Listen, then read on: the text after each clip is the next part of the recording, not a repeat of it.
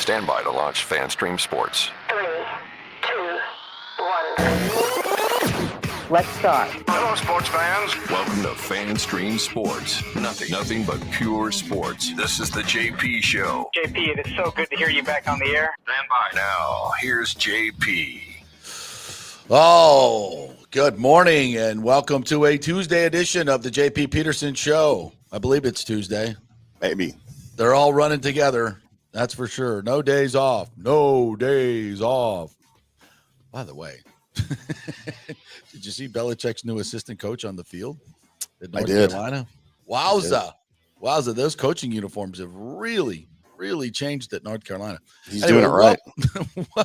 Welcome in. I am fresh off yesterday was a long day. Did a couple of shows and then went to the Rays game. Good morning to you, Tim Ham, from our Dallas affiliate, the FanStream Sports, DFW Dallas. What's up, partner? How are you? How you feeling? Good morning. I'm trying to recover a little bit. Not going to lie. I think I lost about 40 pounds in body weight, which was great for me over the past 48 hours. Yeah. But I've eaten 3 crackers since Saturday. Or, I'm sorry, since Sunday. Yeah, that's you got what I got, bro, and everybody else. That nice little neurovirus. It'll kick your ass for a little bit. Ain't no doubt about that. Good grief. Yeah. But the famous quote, one stomach flew away from my ideal weight, and now it's a beautiful thing. Sometimes you got to take drastic measures, but I might be 3 or 4 away from my ideal weight. But so I went to the Rays game last night. Boy, do I. I'm gonna a little monologue here today. I'm going to work. I'm going to work for my arch nemesis, Stu Sternberg. Stay tuned. Wow. I'm on Team Stu today. Wow. Yeah. Can't wait to see what B says. Yeah. Stand by. Lightning have they're going to have home ice thanks to the Panthers losing last night to the Rangers. So tonight's game takes on a little different tinge. So we'll get into that. Maybe not as big as we thought it might be, but we'll get into that as well. Do some Lightning talk. We're definitely going to get into Nico Iamaleava. And is that how you say that? Iamaleava, I believe so. I think I nailed it. That's right. It's like Tua Tagovailoa. You got to kind of slow it down a little bit, get all those vowels out there. But man, what a story this has become. And it even got bigger yesterday. So we will dive into that as well. Scott Reynolds is going to join us to do a little Bucs draft preview. We're also going to look around the NFC South, especially with Derek Carr's injury, and kind of like get the lay of the land. Where's everybody after free agency as they head into the draft, what they're looking for. Could Shedeur Sanders be the Saints' new quarterback? I think he'll be there at 9 if that's who they want. I agree. So we'll get into that as well. Though, what do you need Shedeur Sanders for? So you're saying Shedeur Sanders is Spencer Rattler? I mean, he might be.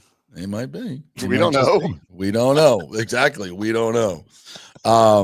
Yeah, it's so funny how quarterbacks in the NFL work. It's a little bizarre. And TJ Rives is going to join us. TJ's got a boxing show, and he reminded me this is the 40th anniversary of one of the greatest fights in the history of the game. Hearns Hagler. Maybe the last great fight. Hearns Hagler. Kids, if you've not seen Hearns Hagler, go to YouTube immediately. Well, not immediately. You got to watch the show. You watch the show first. They're all gone. Yeah, there go our listeners. Yeah, but unfortunately, that would take an investment of about 2 hours, and the kids aren't willing to do that just now. No. It's because you don't want to miss around. You do not want to miss around. I remember rewatching it.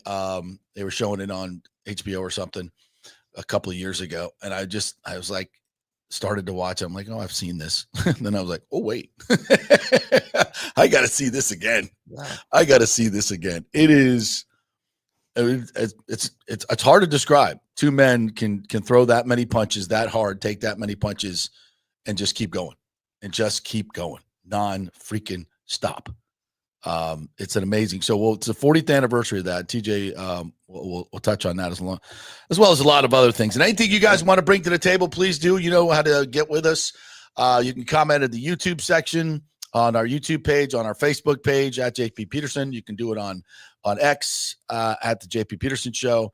All kinds of places to get in the show, because we love having you guys in. Your comments really do make the show.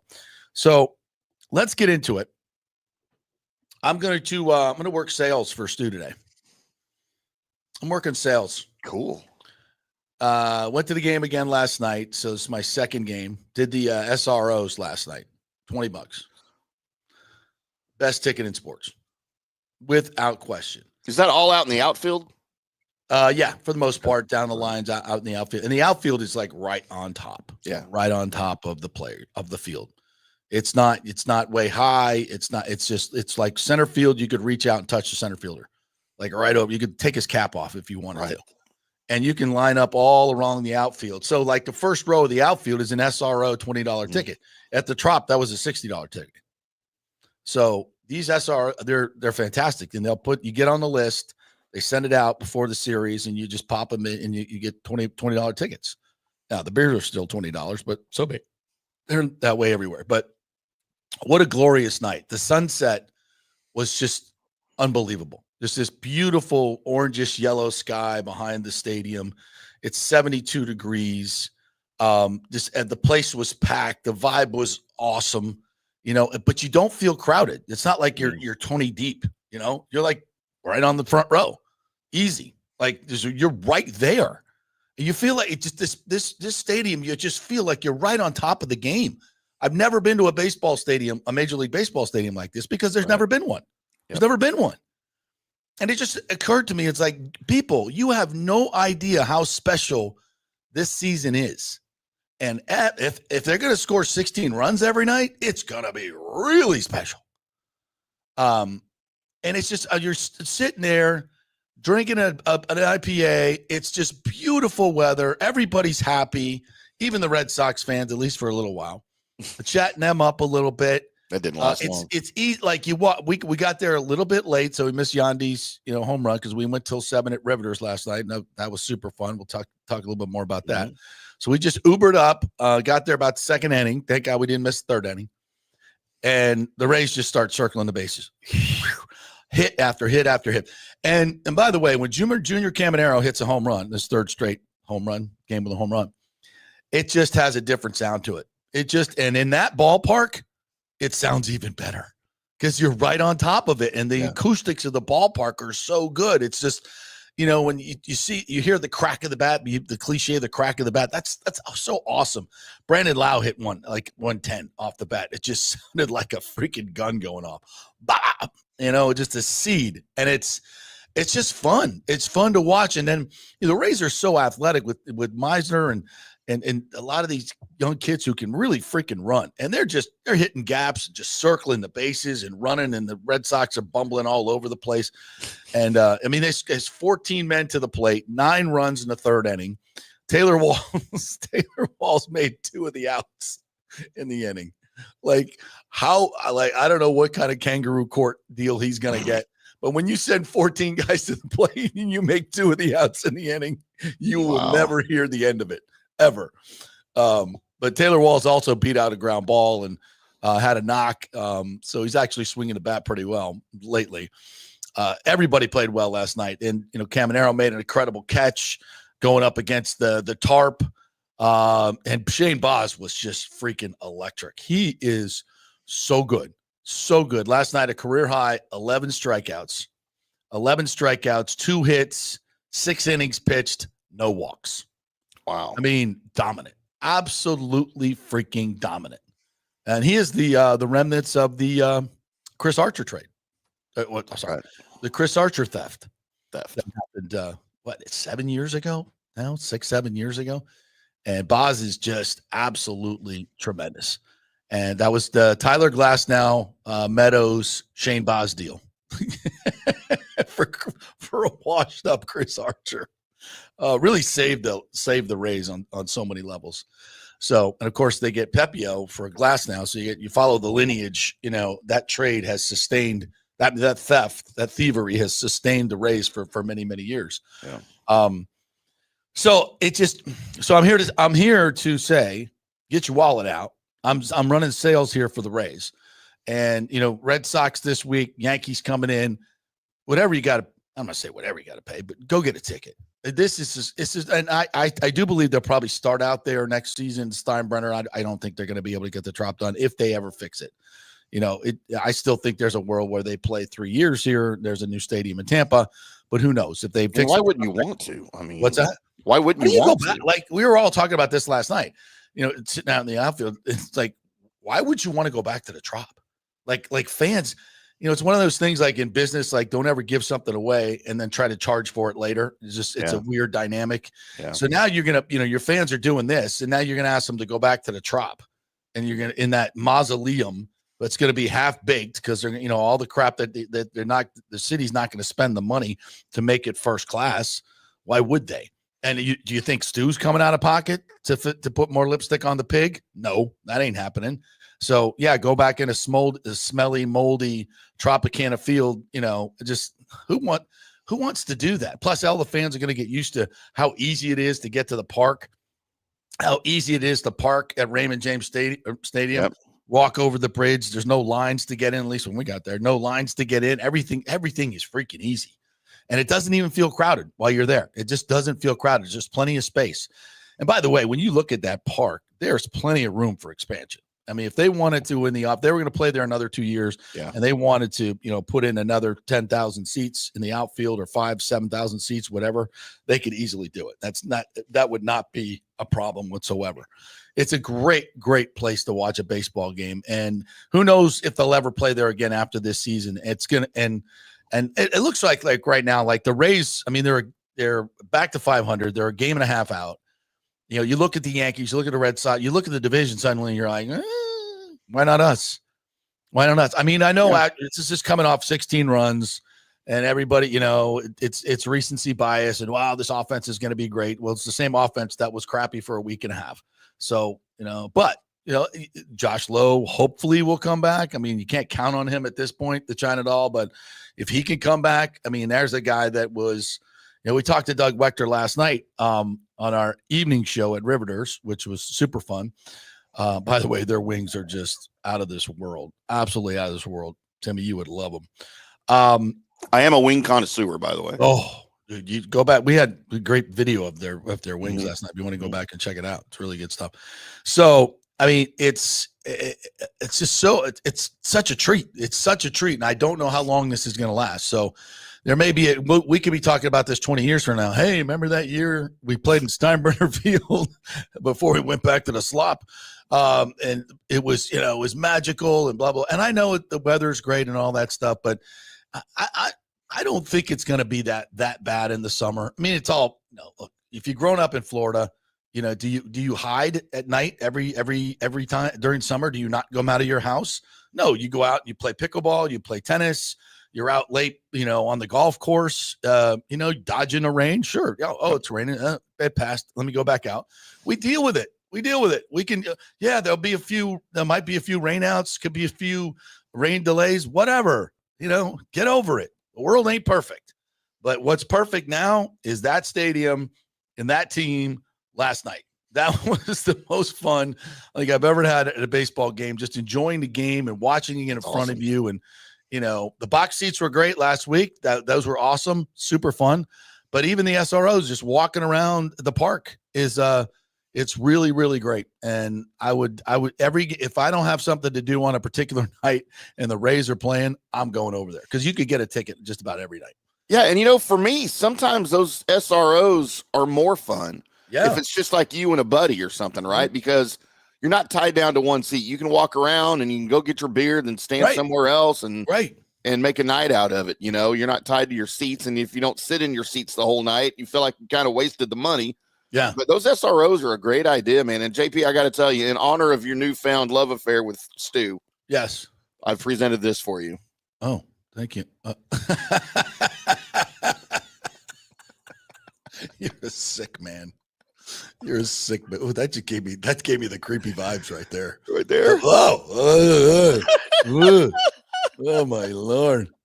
That is creepy. Creepy. Wow. I'm unsettled after that. I don't know if I can even talk after that. That's Stu Sternberg presenting as Salesman of the Week. Yeah, there you go. The Raise Sales. Thank you for coming. What do I get with that? Free cookie? I'm going to make a print of it and hang it up in the studio. We get free coffee for the Salesman of the Week here at the Raise Sales Office. That's our bonus structure. Next week you'll get coffee and Danish. If you're going to take it out of your check, though. Yeah, exactly. Small service fee. Right. Yeah, it was magical night. Shane Boz has been fantastic. His rotation. I don't know why. At some point Zach Littell maybe it's only been 2 bad starts. We're not going to overreact, but damn, Joe Boyle, holy shiz! 5 innings of no-hit baseball. He doesn't really know where it's going half the time, but that's the beauty of it, right? The old Nuke Lelouch. Yeah, I wouldn't dig in there if I were you. I was trying to get a message. No idea where this is going. I was trying to get a message to Kevin Cash during the game. Like, dude, save some of these runs for the Yankees series. You're going to need them. Yeah. Coming up after the Bo Sox. So, second time second time in team history in 4,300 games, not all 9 starters scored a run and had an RBI. That's pretty cool. That's pretty cool. Career high 11 strikeouts. There were some fastballs where he just blew guys away, and with his mix of velocity and control, and he's so good. He's really, really good.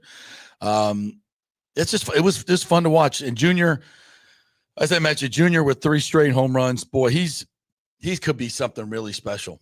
He could be something really special. And here's something that we've just gotten used to. Oh, and this happens, Tim, when you're watching a great young player for the Rays. It's like, oh, yeah, this guy's could really, really be good. It's like, yeah. But when he gets really, really good and hits free agency, he's going to be gone. Well, guess what? If we get new ownership, maybe we get to keep nice things. Maybe we get to, and please don't hit me with the Wander Franco contract, because as soon as that thing blew up, they'd trade him, as they do with every player. They could sign them to long-term deals, but just like Glasnow and everybody else, once they start making the big money, because these contracts are always backloaded, that's when they get traded. So with new ownership, maybe you have a homegrown talent like a Junior Caminero that spends his entire career in Tampa Bay and hits 400 home runs. How about that? Wouldn't that be cool? That would be really cool. And that's what real ownership gets you, among other things. So what a night. Fantastic night. It's good to see. All right. We'll take a quick break. When we come back, we will chat with Scott Reynolds as the Bucs are on the clock, right? Yeah. The NFL is on the clock. We're almost a week away now from the NFL draft. And also we're going to take a look around the NFC South and see what's going on there. We are in the Jeeves Law Group studio. We love it here in beautiful South Tampa. JEEVES lawgroup.com. If you have any legal issues whatsoever, they are local, they are trusted, and they get results. So if you've been in an accident, make sure you go with a local firm, not one of these huge firms that just makes you a number. Knowing the legal landscape here locally is very, very important. So JeevesLawGroup.com. That's how you get in touch with them. Get a free case evaluation. Not attorney spokesman. Offices Tampa, St. Pete. Back with Scott Reynolds right after this. Spring means a time of renewal and Rays baseball. And the folks at Italiano Insurance want to welcome the Rays to Tampa and remind you it's time to renew those insurance policies with the now famous Italiano Insurance Checkup. Let the experienced and friendly agents shop your policy for the best price and coverage. Famous for saving me over $1,000 on our auto insurance last year and over $500 on our homeowners. Now that's a grand slam. Might as well get a double play by adding flood insurance and business insurance to your portfolio. Costs less than you think, and trust me, you do not want to risk your home or personal wealth.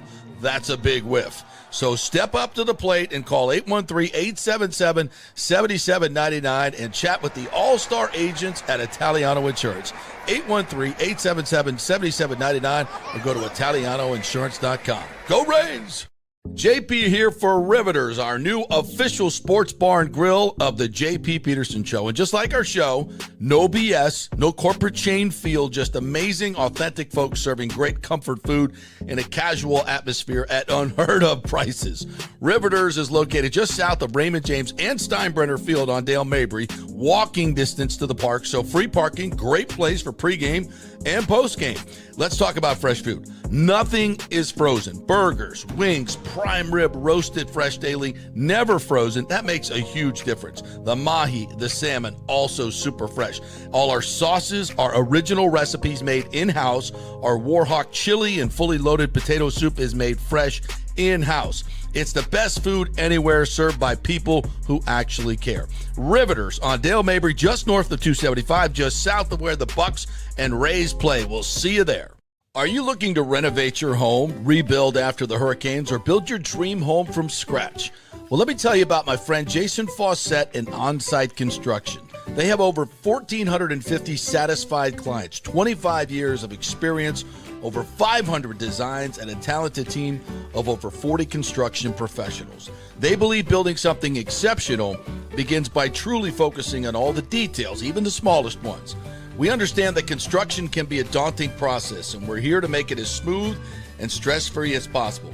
Quality is non-negotiable at On-Site Construction. We use the finest materials, employ the most skilled tradespeople, and adhere to the highest industry standards to deliver a product we're proud of and that you're going to love. Our project management is meticulous with a focus on completing projects on time and on budget. Your happiness is our primary driver. So give us a call at 813-579-5789 or check out our incredible website at onsiteconstructionfl.com. Let's go. Right now, back to the show on FanStream Sports. All right, welcome back to the JP Peterson Show. Big thanks to the folks at Riveters last night who had us out there for our remote. We had some of the wings are just outstanding. And by the way, eight beautifully baked. I think they bake them. I got to ask them exactly how they do it. And no bread. I'm not a breading guy. I don't know. I think you are, Tim, but I'm not a bread. Yeah, I can go either way, but I'd rather have it not. Perfectly big wings, fresh, not frozen.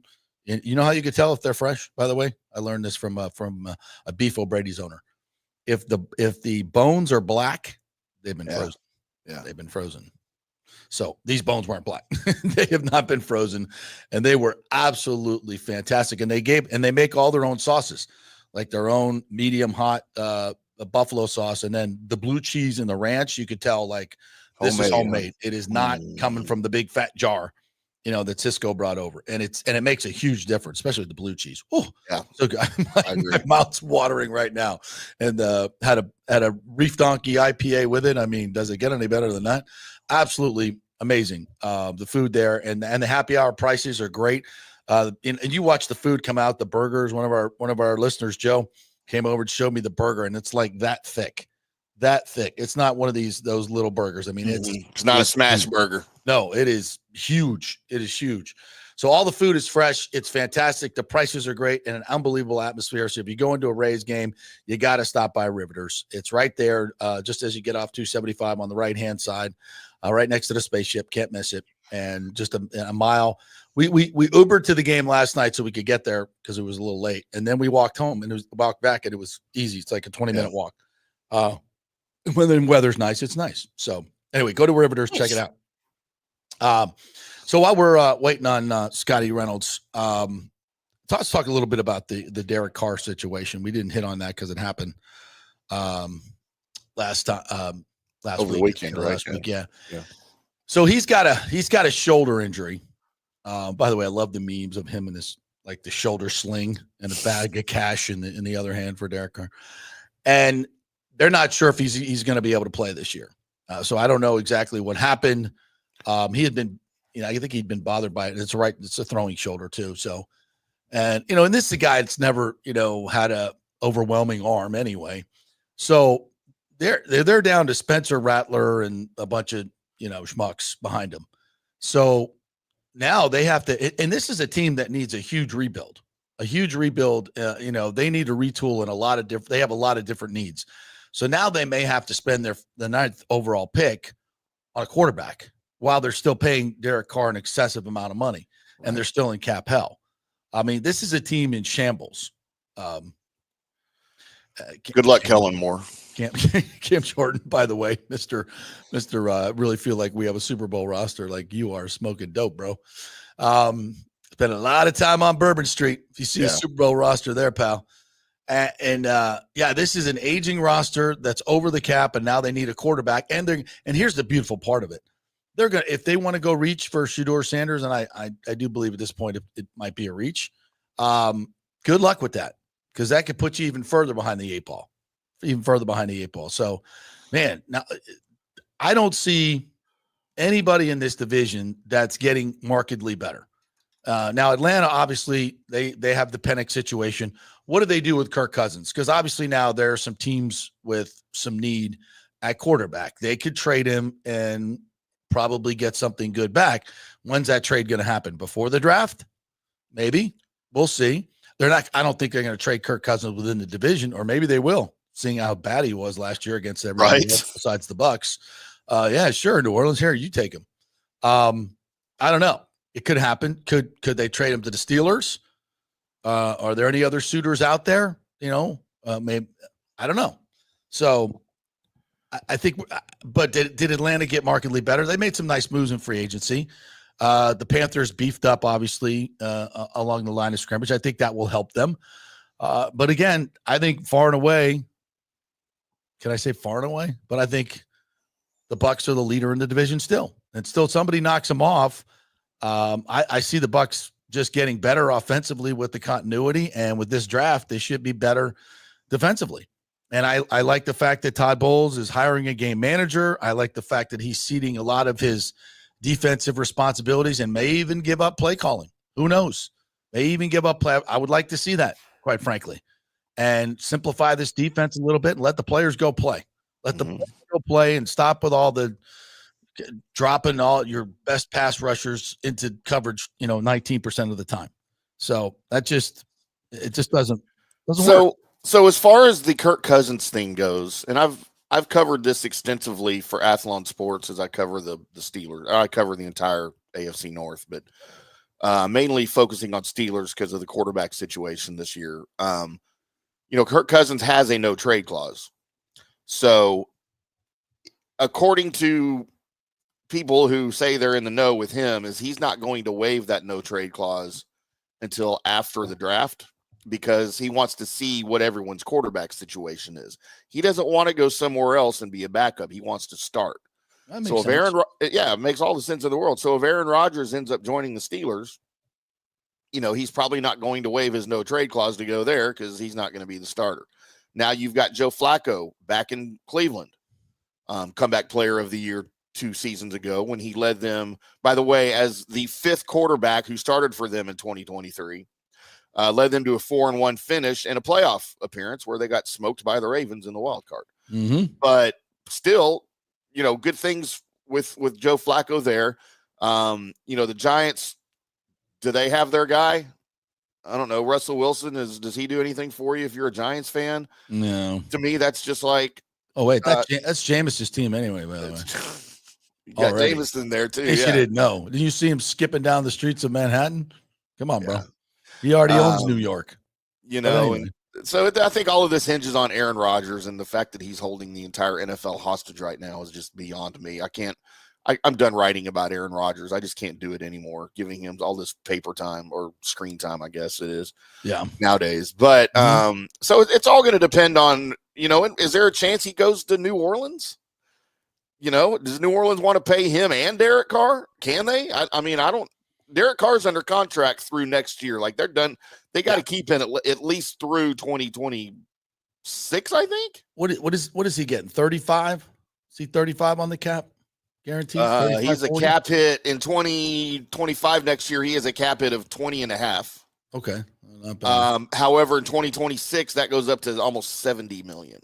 Oh my God. And he is an unrestricted free agent after the 2026 season. So there's going to be some restructuring there, obviously, before 2026. But if he can't play next year, do you want to roll him out there for $70 million in 2026? That's not going to happen. Golly. But is Kirk Cousins really the answer? I mean, is he the answer anywhere? I don't know, man. That's what I mean. Boy, they really handcuffed themselves though with that contract by signing him to that deal. The Bucs, obviously, when they went and got Tom Brady, was no brainer home run, but they got the deal done. Yeah. They got the deal done and won a Super Bowl. And then they go out and get Baker Mayfield. What an absolute freaking stroke of genius. So we talked about this a lot last year, but when you have your quarterback of the future and you have a guy that you're not worrying about, look at all these other teams that and the machinations they have to go through to get their quarterback situation right. And they still don't have an effective, they still don't know what they got in Atlanta. You still don't know what you got in Carolina. Yeah. Yes, Bryce played better last year. But is that going to stick? I don't know. But you see, you're sitting here in the driver's seat if you're the Buccaneers with Baker Mayfield. By the way, happy birthday, Bake. It was a birthday yesterday. Yep. So LFB. What'd you get him? I got him some love. I gave him some love on Twitter. Gave him some big time squeezes on Twitter. It's probably all he wanted. I said, happy birthday, bro. Now now LFB. Let's freaking bake. Let's freaking buck. Yeah, let's buck and bake. All right, let's talk to the man who knows the Buccaneers better than anybody else. He is the face that runs the place at Pewter Report, the great Scott Reynolds. What's up? How we doing, guys? Fans go crazy. How are you? Good, man. How are you? I'm doing good. Happy to be here. I've been running around Colorado and Texas and all around. Poor baby. I know. Wow. I know. You must be hanging out at the Rays game. Now this morning, tired from all your travels, old man. I'm selling tickets for Stu this morning. I mean, there you go. There's a lot going on. Yeah, sounds like it. But let's Scott, did you see our fun little graphic that I made since he's the best friends with Stu now? I did not. Can you show me? Like how creepy is that? Look at his creepy, hands. Like, but it's also good. It's creepy. That's not good. It's just creepy. Oh, it's great. Well done. Absolutely. Like post that. Yeah. By the way, the Lightning are going to the playoffs. Our Lightning are going to the playoffs. They're going to have home ice. Yeah. For the first two games against the stinking Panthers, and we play them tonight too. That's good. Yeah. So I'm a little distracted from my Buccaneers stuff, so I got to come to you for all this stuff. That's fine. And I know you did a Pewter Pulse video yesterday on the Bucs finally getting another Seminole in the door because maybe I don't think it's going to happen. But Jalen Ramsey, the Dolphins to the Buccaneers. It's a lot of money for a 30-year-old. It is. It'll be 31, and listen, teams don't get rid of really good players, right? Right. It's like you don't see the Buccaneers wanting to trade Levante David or Mike Evans or whatever, So when they're really good, they stick around. I think the problem is if you were to cut Jalen Ramsey right now, or even let's rewind a little bit. Let's go back to the start of free agency where teams had a bunch of money, right? If you were to cut Jalen Ramsey, at the top of the market, he might top out at 17 million. Right, 15 million is probably what his value is. But given the teams will overpay for that initial surge of free agency, he might get $17 million because of his age, because he's on the way down rather than the way up, and and so he's making 24 million, and knowing Jalen Ramsey and his penchant for the cash, he's not going to want a pay cut anytime soon, and so. This is the last year of the guaranteed money on his deal. And if you're going to part ways with the player, try to trade him, you do it as soon as possible so you get something for him rather than nothing. Right. And so I think that's kind of what the Dolphins, where they're at right now. They want to go younger. They want to go cheaper because, again, you do the math on this, at 15 million, he's overpaid by $9 million, right? Yeah. And even if he gets 17, now he's still overpaid by 7. So that's the realization that they came up with. And so, if you're playing a game of Madden football, right, where it's just you and the computer, then it's easy. You do, I'm going to trade Jamel Dean and a mid-round pick for Jalen Ramsey and hope the computer accepts it. And then you've got, a good cornerback in Jalen Ramsey that you play with and you win a Super Bowl with. But that's Madden. That's not real life, right? Yeah. And they're not going to accept Jamel Dean because nobody wants Jamel Dean. The Bucs tried to trade him. They found no takers. This is not like last year where the Bucs absolutely lucked out. Like they were this close away from cutting Carlton Davis and making him a salary cap casualty. And they were dialing around the end of the league. And all of a sudden Detroit's like, oh, me, we'll take him. Really? Okay. How much? Third rounder for him? Third rounder. Sure. They couldn't make that deal fast enough. They were this close away from getting nothing for Carlton Davis. So that was lucky. Like luck doesn't typically strike twice like that, and it certainly didn't with Jamel Dean. So don't forget too with Jalen Ramsey, he just signed a 3-year extension last offseason, but that doesn't start until 2026. So you've got him through 2028. Now, yes, like you said, his guaranteed money's gone. Right. But he's still on the books for $24 million a year.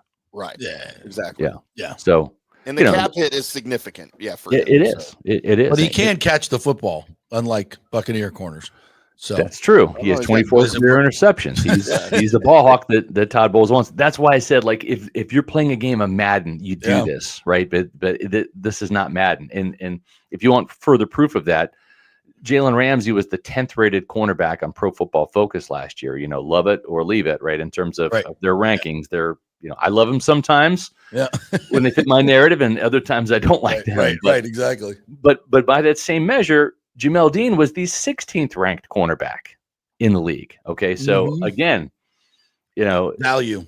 Yeah, and the other part about it, and I don't want to overstate this, but just in general, does he fit the culture here?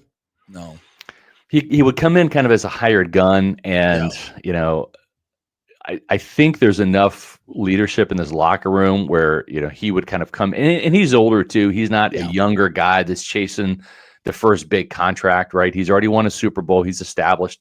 So sometimes players kind of settle down a little bit, like as it gets closer to the end of their career. They've accomplished some things. So I don't think he would be a bad fit per se, but you always run that risk, right? This locker room culture, and I've said it before, this is year 30 for me covering this team. I've been here in the Dungy years, the rise of the Buccaneers. I've been here in the Gruden years when they won their first Super Bowl. I was here, obviously, in the Bruce Arians era when they brought the Bucs back to prominence and won another Super Bowl. The locker room is as tight. The chemistry is as good as it's ever been. Even in the Arians years, it wasn't as good as this. Even in the Dungy or Gruden years, it wasn't as good as this. Agreed. This is a lockstep locker room with everybody rowing the boat in the same direction. And that's great to see. And of course, the hope is that leads eventually to a Super Bowl sooner rather than later. And you know what part of that I think is I don't know that the Bucs have had a quarterback leader like Baker Mayfield like they have right now. Look, you had Tom Brady. Obviously, he was Tom Brady, but and Scott, JP, y'all know better than me. But I've heard things about him being a little aloof in the locker room, he's sharing 40, the locker, and, you know, and he's no Baker when it comes to camaraderie in the locker room.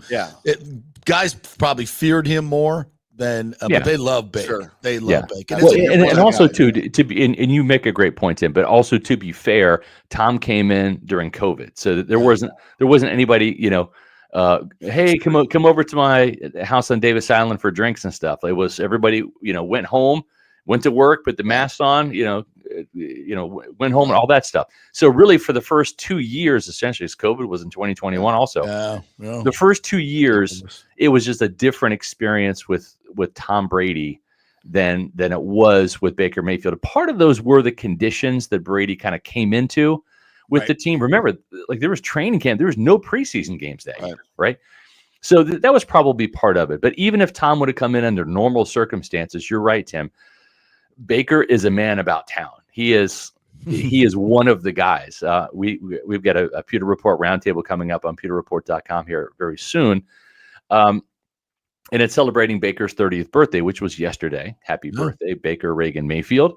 And we're all talking about, as Pewter reporters, our favorite Baker Mayfield moments. Mine was actually his very first OTA practice. He comes in as used to be the face of the franchise in Cleveland.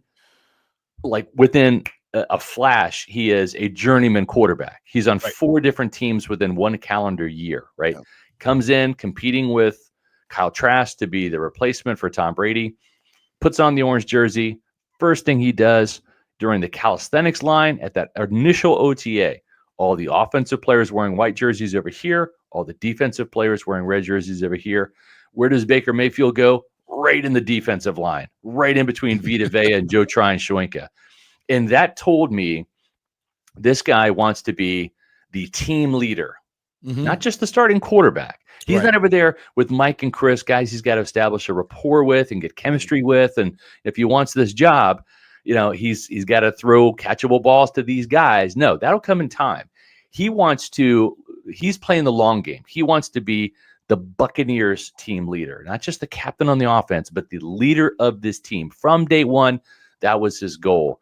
And that really struck me. I've never seen a quarterback do that. Certainly not the very first OTA practice, but there he was on the defensive side, doing the warm-ups, the calisthenics over there. That made such a statement because I've never seen that happen before.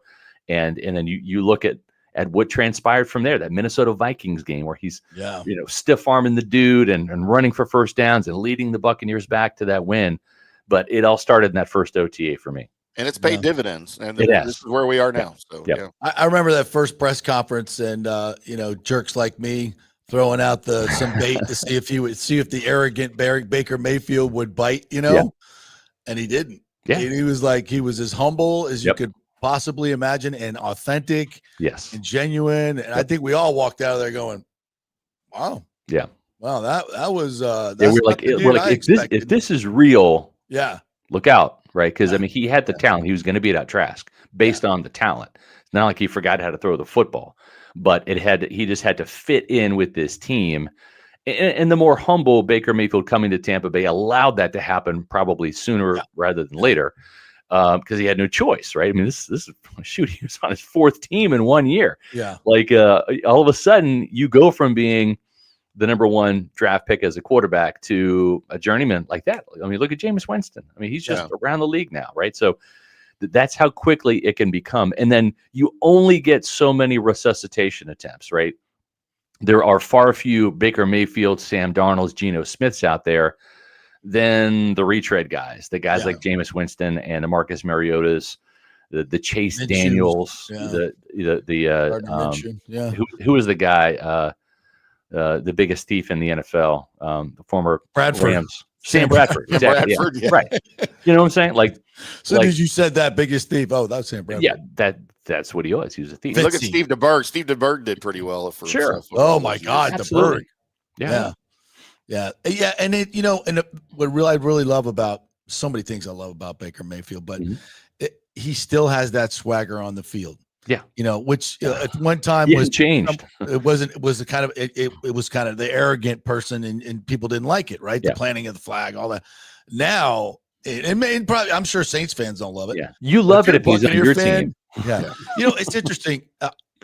I was at the All-Star event this past weekend. Boy, I still haven't got to my stories. I got to do some of those stories today. But Mike was there, and we were talking about what Raymond James was like when Mike was running the ball in the fourth quarter. Get you out of your seat, man. And the train whistles, and they're like, woo, woo, and he's just trucking people. Yeah, and it's a 19-play drive, and it's just, and the other team is like, we're done. And then the defense comes on and smacks you in the face, and the place Mayfield's got that quality.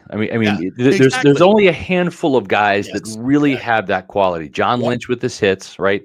Hardy Nickerson with his flexes. Sapp and Simeon, when they get their sacks, they strut and they do their dance. Allstott with his, whether it's a 2-yard run or 20-yard run, he's bashing the energy people. It brings to the building. He did that in the playoff game. He did. They were dead. Yep. Baker Mayfield, Bucky Irving. There's only a select number of guys that have that effect that gets you out of your seat. And Mayfield has that. And it's pretty rare for a quarterback. That is.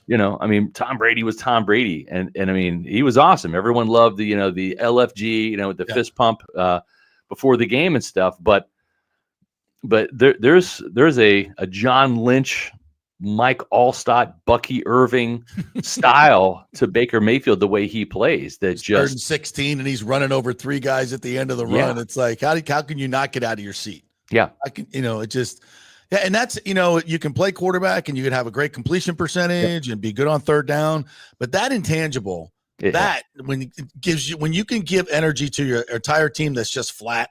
Yep. And in a moment's notice and get everybody going again. It's a rare quality. Allstott had it. And all those guys you just mentioned, they had it.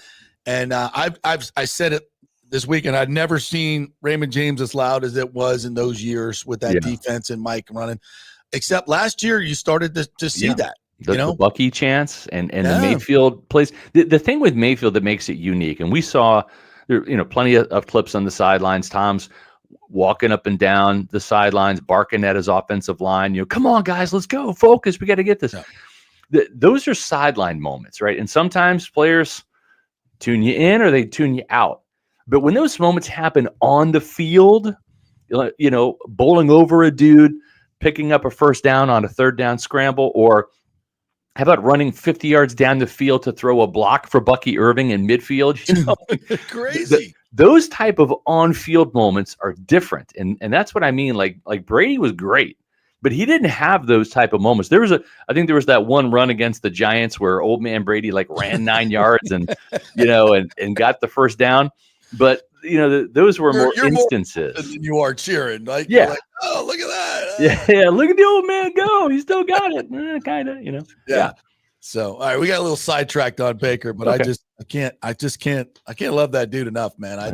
He's so fun to watch, man. It's fun to watch. Fun Scott, to cover. It was interesting you threw Bucky Irving's name in there with all those guys, because if he's already established himself among those names after his rookie season, good God, what else can he do? I mean, he's going to be good for a long time.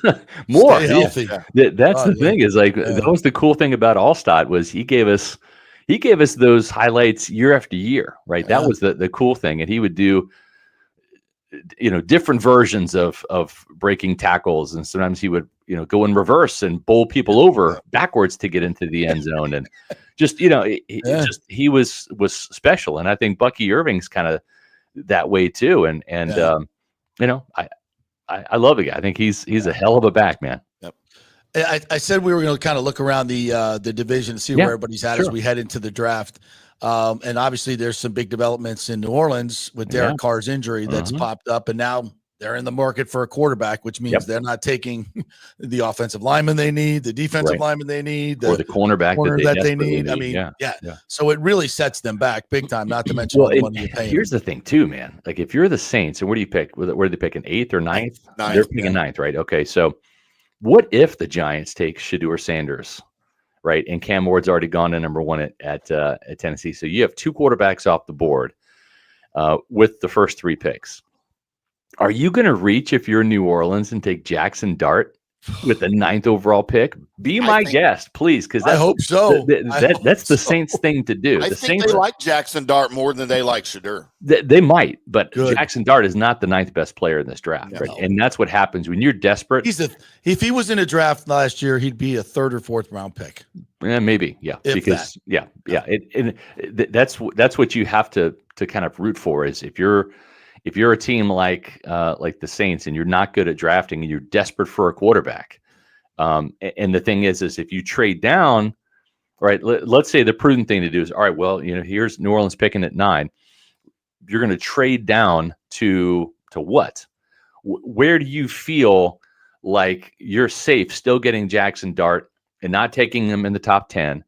Getting some extra picks, some value, because you need a lot of help because your roster is old and you've overspent. So you need a lot of young talent, but you can't afford to have a team trade up and leapfrog you. And remember, that's what Kansas City did when they got Patrick Mahomes, right? They already had their quarterback, Alex Smith, and they traded up to get Patrick Mahomes. So if you're the Saints, you almost have to stick and pick because the quarterback talent drops off tremendously after Jackson Dart. I think you're looking at Quinn Ewers is maybe the next guy, right? Jalen Milroe, no thank you, right? So Tyler Shook, So he's terrible. It's tough. This is not a good quarterback draft, and if they need a quarterback, they might have to be forced to stick and pick, or hope that if they like Shedeur Sanders, hope that he's still there at number 9, and the Giants go in a different direction. They'll get Aaron Rodgers. They probably don't have the money to get Aaron Rodgers. No, they don't. Yeah, that's the thing. They don't have the money. It has to be a rookie quarterback because the money that you pay Aaron Rodgers tied up in Derek Carr. So wow. All right. What about the Falcons? As they head into the draft, they're edge rushers, right? And knowing Raheem Morris, they're looking for speed guys, right? So Jalen Walker, Mike Green, Mykel Williams, if you want to stay, in the state and get another Georgia guy, right? Whether it's if you miss out on Jalen Walker, smart, Mykel Williams is a physical specimen for sure.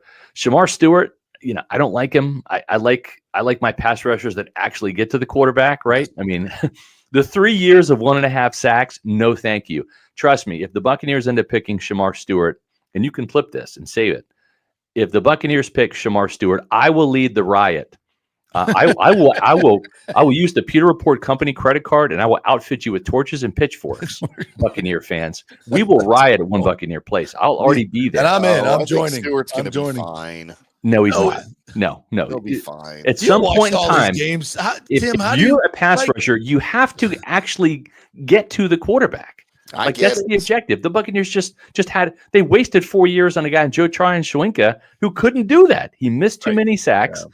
But he did everything else really well. Great. Okay. Well, do it for somebody else. But no, I listen, 4.5 total sacks. You're not a pass rusher. If you have 4.5 sacks, 3 years as a starter at a school, you're technically not a pass rusher. You might be a defensive end. Some of those were accidental. I can't call you a pass rusher if you only have 4.5 sacks. If you top out each year at 1.5 sacks, I don't want you. I don't care how big you are, how fast you are. I've seen too many, looks like Tarzan, plays like Jane, pass rushers. No, thank you. So I don't understand why he's getting all the love. I don't either. They call it because he looks good. He's got, he's got the measurables, the body. He looks the part, but it's Mike Mamula all over again. Yeah, Mamula could actually play, I think, better than this guy. Yeah, he's a little more athletic. He had a more robust resume at Boston College back in the day. I remember he ruined my Christmas when Boston College upset Kansas State in the Aloha Bowl on Christmas. Yeah, thank you, Mike Mamula. Let it go, Scott. It's a long time ago. I know. But so, anyways, a speed rusher. They're desperate for an edge rusher. So I think the wild card pick might be Jihad Campbell from Alabama. They could use another help there. Plus, he can also be a blitzer, right? But it's pass rush for Atlanta. And I think knowing Raheem Morris, he was at the Marshall Pro Day.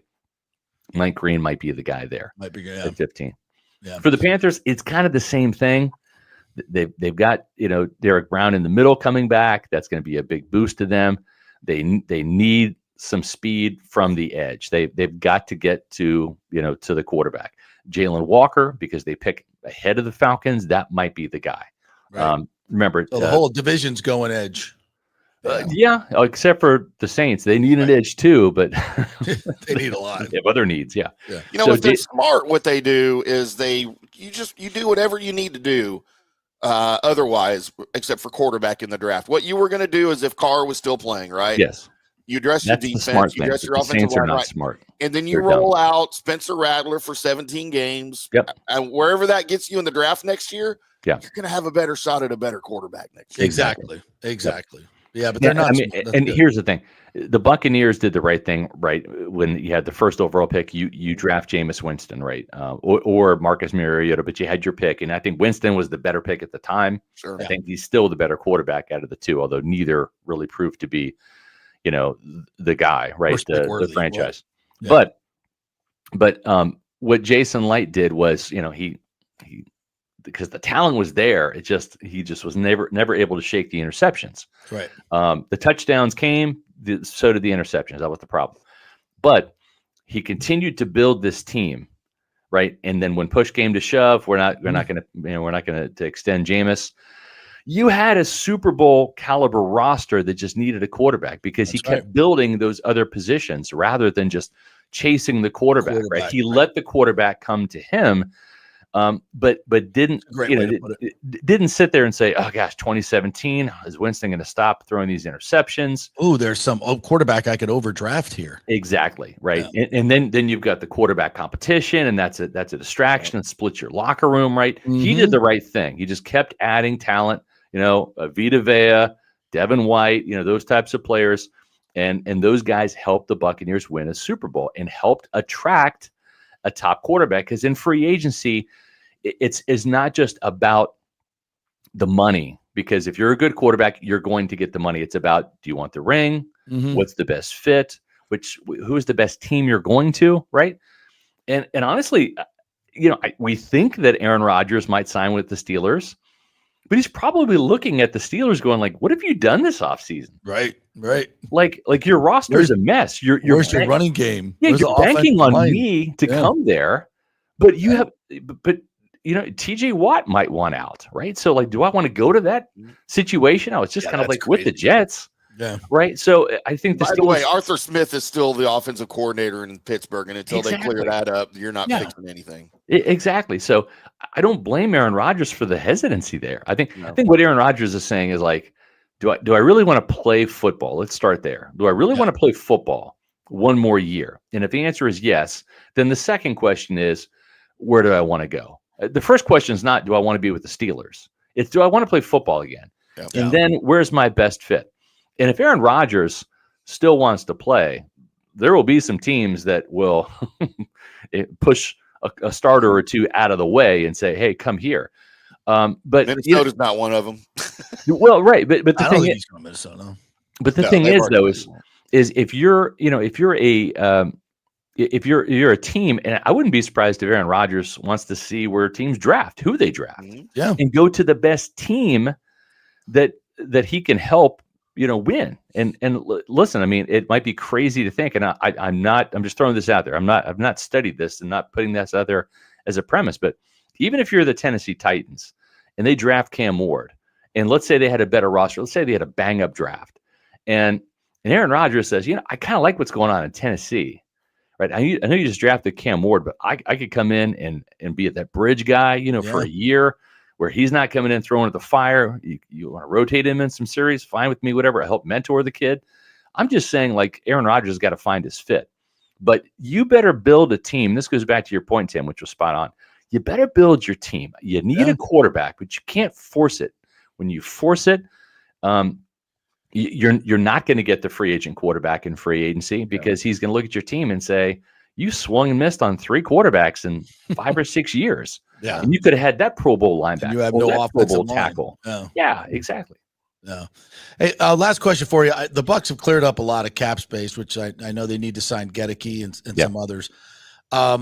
Could they also be waiting till after the draft to see if there's a trade that might be, or a deal at the draft? Yeah, for sure. Or they make a trade for some guy that may need a lot of salary, like I don't know, an edge rusher that might be out there. Yeah, I mean, they put themselves in position to do that right now. That's not the reason why they cleared the cap. I think they cleared the cap room because what you want to, flexibility. But what you want to do is you don't want to sit there and extend Zion McCollum or extend Luke Gedeke, and they're making like literally like a couple of $1 million right now, right? And if all of a sudden you give them a raise to $20 million per year, you want to kind of give some of that money this year, right? And take them from 2 million to maybe 7 million or 10 million. So you absorb some of that cap hit this year to where it frees up some cap room next year, and you don't have this massive balloon payment to Zion, a massive balloon payment to Gedeke, or maybe Otten, whatever. And so it's a smart way to play it, but it also gives the Bucs some flexibility where Mike Greenberg and Jason Light over the summer can sit there and say, okay, here's the landscape. These players got released after the draft. We don't really want any of them. These are the guys that are being shopped after the draft. We don't want them. Okay, so let's go ahead and use this available cap space to see if we can get an extension or two done. It makes perfect sense to do that. Plus, too, you never know, right? I mean, go back in time. Jason Light's been famous for finding starters right before the start of the season. Go back to, was it 2018? Carl Nassib, right, was a free agent, or actually was a waiver wire acquisition, former 3rd round pick of the Browns, and he became a starter in 2018. Go back even further. I think it was 2014, maybe his first year. Jackie Smith was a waiver wire claim as well, and he became a starter for the Buccaneers as a defensive end. And then Leonard Fournette was signed right before the start of the 2020 season after the Jaguars bailed on him. So you want to have enough cap room and flexibility to jump on something that's unexpected like that. And I think that's what Mike Greenberg and Jason Light have done. And then any available cap room that is not used this year, you get to roll that over to next year too. And it just increases the amount of salary cap room you have in 2026. All right, I lied. That wasn't the last question, but just give me 30 seconds on this. Top 3 picks. What would be your dream draft that they came out of? I would second, and third round. Yeah, I want an edge, a corner, for and me, a linebacker. For me, drafting, I would say if I could just pick the players and have them automatically be there. And these are realistic. These are players the Buccaneers are actually targeting. So these aren't just my guys. So I would say round 1, Donovan Ezaraku, Boston College. You get your edge rusher for the future, your safety net in case Hassan Reddick or Chris Braswell or both don't pan out, right? Savon Revel Jr. from East Carolina. Not sure if he's going to be there that late in the second round, but coming off the ACL, which took most of his 2024 season. Maybe he is. Give me a tall, long, fast playmaking corner. That's the guy. Yes, please. Third round, I would say let's go Demetrius Knight, South Carolina linebacker. Plenty fast, good leadership ability.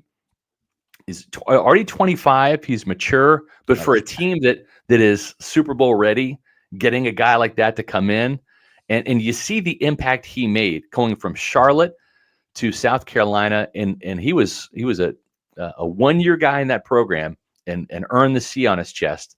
Became the leader of that team. The dude's already married. He's got kids. He's a playmaker. So hey, third round, that's good value. That'd be a slam dunk. That would be a Jason Light draft right there. 3 guys that are going to right off the bat are going to contribute. Yep, and then you get a nickel, in round 4 to compete with Christian Izzy, and you move Tyke Smith to strong safety. Defense fixed. All right, Scotty, tell everybody what's going on at Pewter Report this week. We have our final mock draft dropping next Monday at 5:00 on pewterreport.com. Plus, we also have a mock draft show, which will come out 8:30 next Monday. So we do have some Pewter Report podcasts to get to today at 4:00, as well as Wednesday and Thursday. But really, that's the big show. And then after that, we have wall-to-wall draft coverage on our Pewter Report live draft show. That's going to be every single day of the draft, 1 hour prior to the start of the draft. You can find us on Pewter Report TV. We'll also stream that particular show on pewterreport.com, as well as our X and Facebook channels, which are at Pewter Report. So nobody covers the Bucs draft better than Pewter Report. We got you covered with the mock draft, the final one. We have our Bucs best bets and our draft previews every single day from now until April 23rd. And that's on pewterreport.com as well. So plenty of draft content to consume for you Buccaneer fans out there. All right, Scotty. Thanks, partner. Appreciate it. Yep. See you soon, buddy. Thank you. The great Scott Reynolds right there at Pewter Report. All right, we will take a break. And when we come back, we're going to hit a little lightning action. TJ Reed's going to join us at 11:30. We'll talk Bucs. We'll talk all kinds of stuff. And we're going to talk boxing. Yeah. 40th anniversary of Hagler Hearns. God, I feel old. Oh, I know, right? It's a lot. Do you remember where you watched that? I do. Yeah, I watched it at home. I was just watching it with a bunch of my buds. My dad. Back then. I was only 14, so a pay-per-view. It's like, how do we get the closed circuit? On the cable box. And we got it. Yeah, we got it. All right. Anyway, so we'll do that. I want to remind you about the great folks at Third Generation Plumbing and AC. They got a special going on right now where they'll come out and service your unit.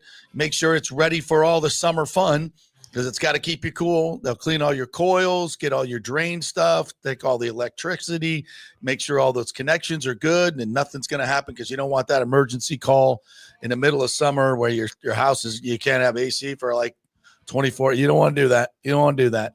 So make sure they'll nip it in the bud if there's any issues, and maybe save you from having to get a whole new unit. So go to thirdgenerationplumbing.com. That's the website. They also do AC. They do all kinds of mechanical stuff around your house, whatever you need. thirdgenerationplumbing.com. All right, back in 3. Stay with us. Hey, JP here for my concierge medical professional, Chris Lugo, PA. You've heard him on the show for a couple of years, where he shares invaluable medical, nutritional, and supplement advice. With Chris, it's like having a medical provider as your best friend. What I love about this concierge service is the convenience and support he offers. I can text or call him 24/7 with any questions or concerns, and he'll promptly call in a prescription if needed. No office visits or copays required. It gives me peace of mind knowing I have someone genuinely invested in my health, not just focused on insurance profits. And the best part, the Bay Area Modern Medical Center's personal concierge service is more affordable than you might think. Don't let insurance companies dictate your health care. Take control of your health and wellness today. Visit BAMMC.com for more information and to schedule your initial free consultation. Empower yourself and take charge of your personal health with BAMMC.com. Diamond Days are back at the Golden Diamond Source, Tampa Bay's largest jewelry superstore. You know, I love Diamond Days because right now you can get up to 20% off all the diamonds in the inventory, including April's birthstone. Plus, you can take advantage of 0% financing for up to 5 years. This means that if you finance $5,000, your monthly payment would only be $83. Best of all, your Golden Diamond Source diamond never loses its value. And listen up, all soon-to-be newlyweds, here's your chance to win a $2,500 shopping spree at the Golden Diamond Source, along with a wedding cake for up to 100 guests, created by the renowned celebrity chef, The Cake Girl, as seen on the Today Show. Entering is easy. Simply visit the Golden Diamond Source on Omerton Road for your chance to win big. If you want your special someone to say yes, make sure it's a Golden Diamond Source diamond. Visit us at 3800 Omerton Road in Clearwater. JP here for the Jeeves Law Group and my man Scott Jeeves, who lives right here and has long been a highly respected member of our community. He's a proud sponsor of the Tampa Riverwalk. Jeeves Law Group is also a proud sponsor of our Grand Central District in St. Pete and has neighborhood events throughout the year. He has an office on Central Avenue in St. Pete and one on South Howard in Tampa. You can't get more local than that. So when you need an attorney, you're going to hire some huge firm that advertises all over the state or the one that supports your favorite sports show. It's the Jeeves Law Group. We're local, we're trusted, and we get results. For personal injury and personal attention, call us for a free case evaluation. That's 8889-JEEVES. That's 8889-JEEVES. Hey, Tampa Bay, it's time to get your AC unit ready for summer. And here at Third Generation Plumbing and Mechanical, we recommend getting ahead of the game, keeping your family cool before the hot summer months with one of our maintenance agreements in the hopes of avoiding the dreaded emergency service call. Our maintenance agreements include, we'll test the electrical components, check and tighten high and low voltage wire connections. We'll check the refrigerant for manufacturer's performance levels, test thermostats, calibrate if needed, clean the evaporator coil and condenser coil, and clear and treat the drain line and drain pans. Just call us at 813-961-8024 for the special rates, and a human will actually answer. 813-961-8024 or go to thirdgenerationplumbing.com. Let's go! Right now, back to the show on FanStream Sports. All right, welcome back to the JP Peterson Show, brought to you by the great folks at the Golden Diamond Source. It's Diamond Days going on at the Golden Diamond Source, 20% off all the diamonds over there. Stone is diamonds. So go over there and get you some. Get you some for your lady, maybe an Easter gift. We got Easter coming up. It's an Easter gift. You know, we have gifts for Easter, don't we? Absolutely, we should. We do Christmas. Why not Easter? Sure. Come on in to the Golden Diamond Source to get something shiny for yourself. There's a great men's section there as well. Always a great place to shop, and it's a local company. We love the folks over there, Julie and Steve Weintraub. Always done so much in the community. So love our local businesses. So support them and tell them JP sent you. And thanks for supporting your favorite local sports show. The Golden Diamond Source. Big thanks to all of our great sponsors, our new sponsors. We really appreciate all of them. And so many of you guys out there have been visiting them, talking about them online, and we really, really appreciate that and tell them thanks for supporting our show because we are an independent voice here. We are not corporately supported, so we need your help to keep this stuff going. So thank you for supporting all our great sponsors, and they're getting great results, so that's great. That's fantastic. Yep. Everything's working like it should. Thank you, guys, all because of y'all. All right, let's get into some lightning talk, my friend. We got a big game tonight. It was going to be a little bit bigger before the stinking Panthers went and lost to the Rangers last night. But we're okay with that. Yeah, it's okay. So they're slotted into the 3-hole. We're slotted into the 2-hole. This is the fourth time in 5 years we'll be meeting in the playoffs, I believe. It's a lot. And it's been either Tampa Bay or the Florida Panthers representing in the conference finals each and every year. So whoever wins this series will likely be going to the conference finals again. Mm-hmm. And that's just the way it's been. Now, obviously the Lightning are dealing with some injuries here.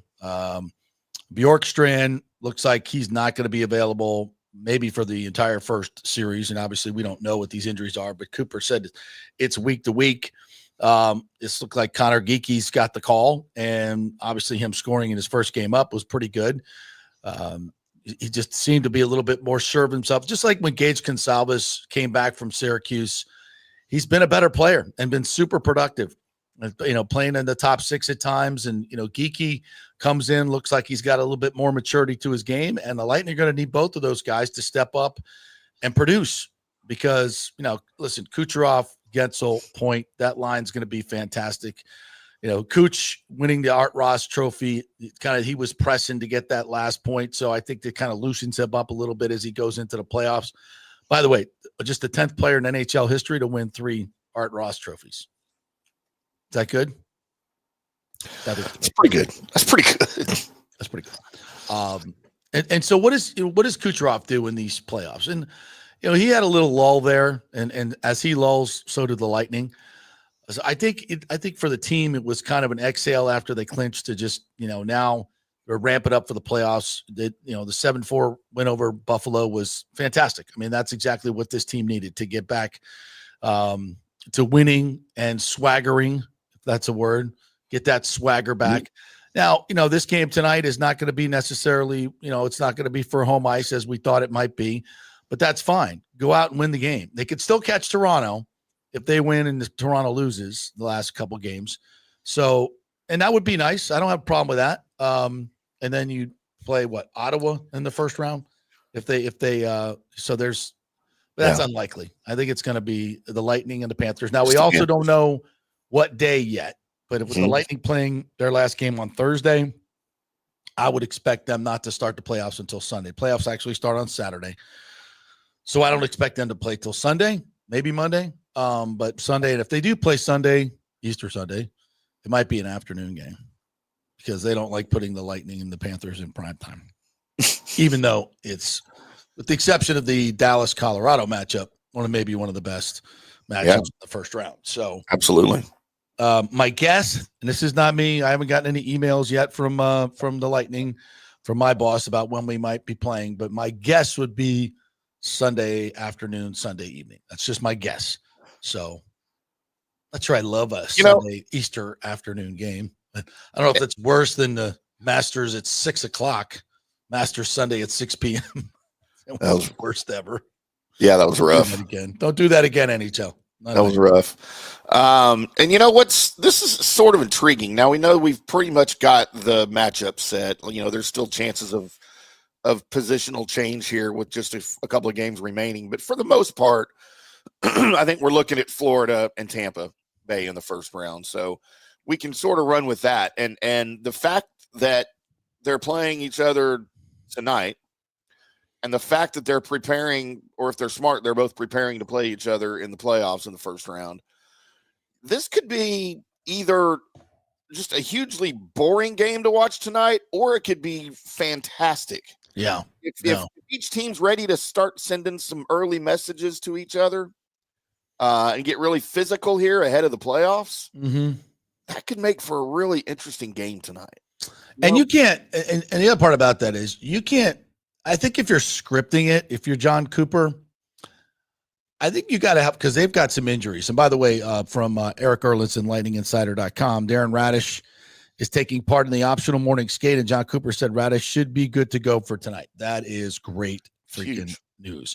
Luke Glendening is also skating, but there's no update on his status other than he is still out. And I believe he's dealing with an upper body injury, which has me a little bit worried because he's our top face-off guy. And if you got something going on in your upper body, you can't be 100% in face-offs, which they really, really need. So that's something to watch in terms of the injuries.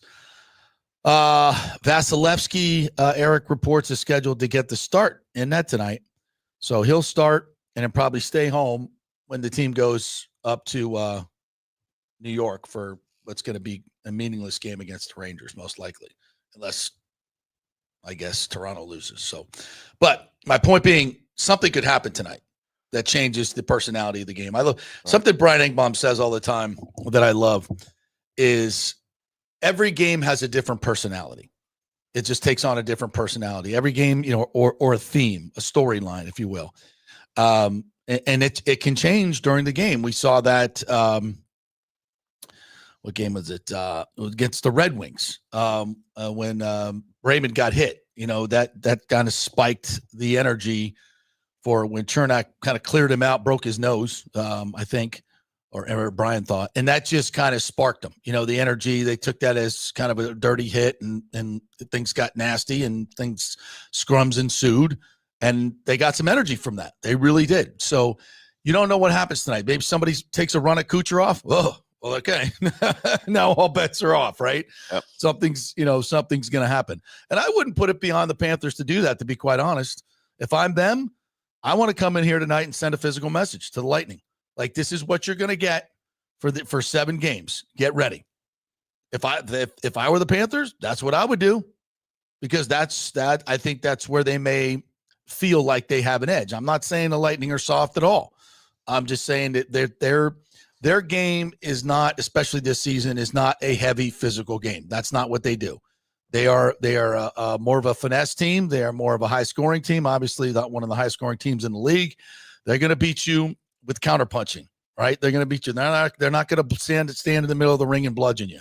They're going to move. They're going to stick and move, and they're going to beat you with quickness and skill. That's how they're going to beat you. And the Lightning have to not get all caught up in that shenanigans. Now, you can't dismiss it. You can't just walk away. If they're going to run at Kucherov, you got to answer. Everybody knows that. So it'll be interesting. I think this is you got 2 really good coaches here. And I think the chess match begins tonight. I think is a good way to say it. I think the chess match begins tonight. I think Cooper, there's subterfuge. Now they could also say, well, this game doesn't really mean anything, so I'm just not going to put my guys out there. I'm not going to expose them to possible injury. And if they're running at Kucherov, I don't know.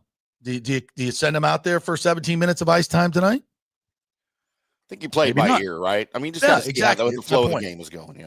Yeah. See how the flow of the game is going. Don't know what to expect, and if somebody, something ignites, you can't run away from it.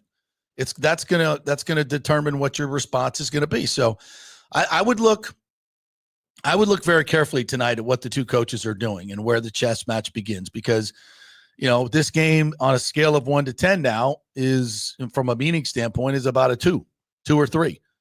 Especially when you compare it to what game 1 is going to be like, which is going to be a 10. It's going to be a war, and it's going to be fun.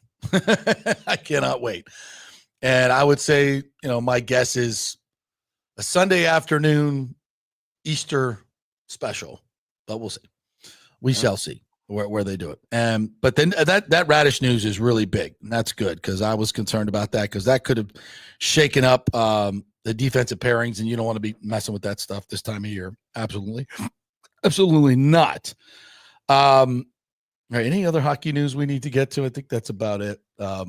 Gear up for the playoffs, man. Back. What's that? Start gearing up for the playoffs. Hunker down. Excited about that Stars-Abs matchup? Dude, I'm so stoked. I'm so stoked about that. I cannot wait. And this is a rivalry, really, that hasn't been a rivalry, except going back to the 90s. I don't know if you remember the huge Stars, Avalanche. I'm dying. Stars, Avalanche, and Red Wings, all 3 of them back in the mid to late 90s. It was one of them's going to win the cup every year. They had to go through each other in the playoffs, So It was huge back then. It's a little bit renewed here now that both teams are good again. And it's always fun to watch, man. It's so much fun to watch. And I got to watch the Stars lose really a meaningless game to the Red Wings, but I hate watching them lose to the Red Wings for anything. 6-4 last night at I guess it's not Joe Louis Arena anymore. Was it Little Caesars now is where they play? What a switch. Go from Joe Louis to Little Caesars. Little Caesars, yeah. Jesus. Remember when we didn't have corporate names for stadiums? Yes, it was so much better. God.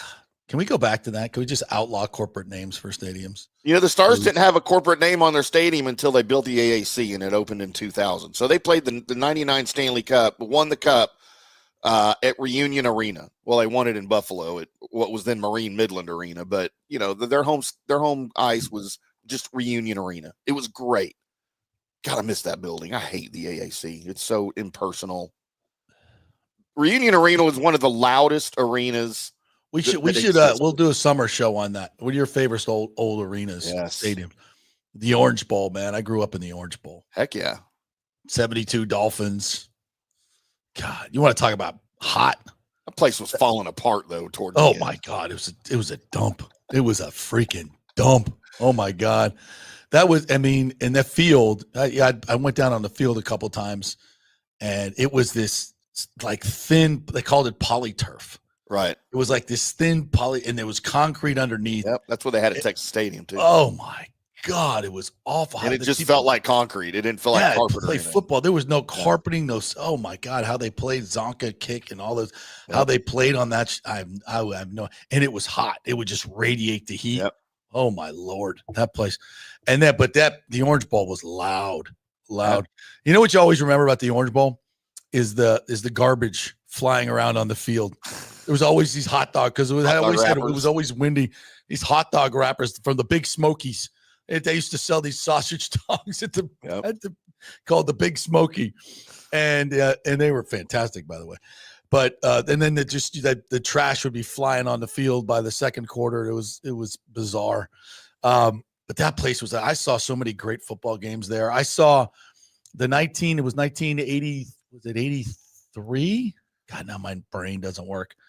The Chargers, Dolphins, Kellen Winslow game, Ralph Panerska. Where the Dolphins were down 24-7 at late second quarter, and then they did the hook and lateral to Tony Nathan going down the sideline, and the Dolphins. I think they pulled within 24-17 at the half, and in the place literally for the entire 13-minute, 14-minute halftime, whatever it was back in the day, the fans did not sit down. They cheered the entire freaking halftime. And until they came back out, it was like an old rock, Springsteen encore, where you don't sit down for 10 minutes and then he finally comes back out. And they came back and tied the score and went ahead and had a chance. Ivan Shaman had a chance to win the game with a 40-yard field goal, and he freaking he hit it fat. You saw a divot fly up in the air. He didn't even kick the damn ball. Yeah. He was so nervous.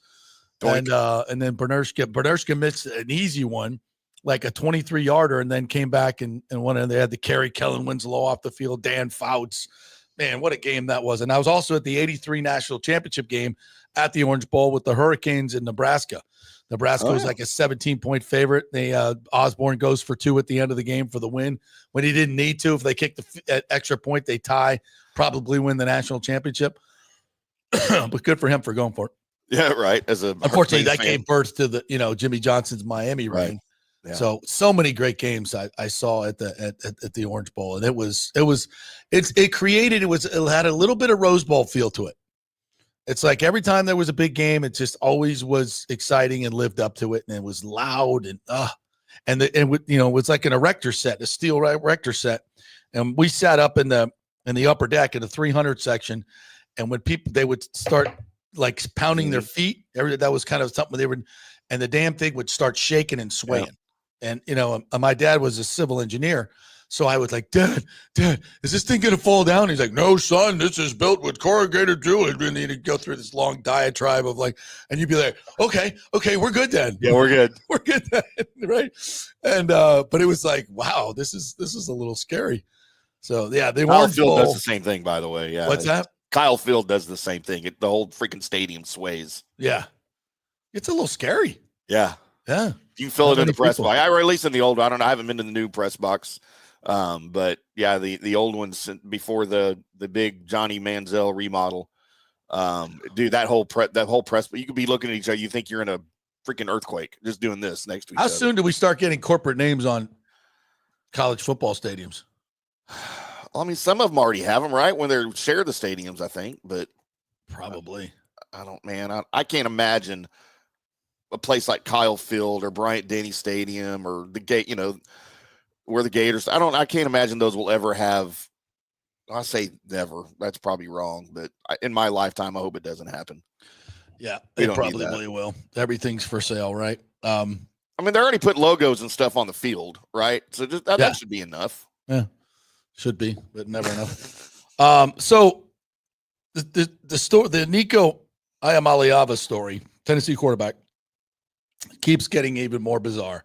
So he held out of a spring practice on Friday for, to just force getting more. He think he's getting $2 million a year. He wants $4 million a year. Didn't His even contract is for 2.4 for this year. He wanted 4. Right.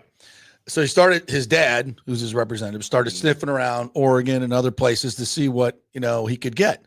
And I guess Dan Lanning tattled on him, called Josh Heupel and said, hey, your quarterback's snooping around, or at least his dad is. Good for him. And then it comes out that he and other players were going to not play in the national championship tournament in the playoff.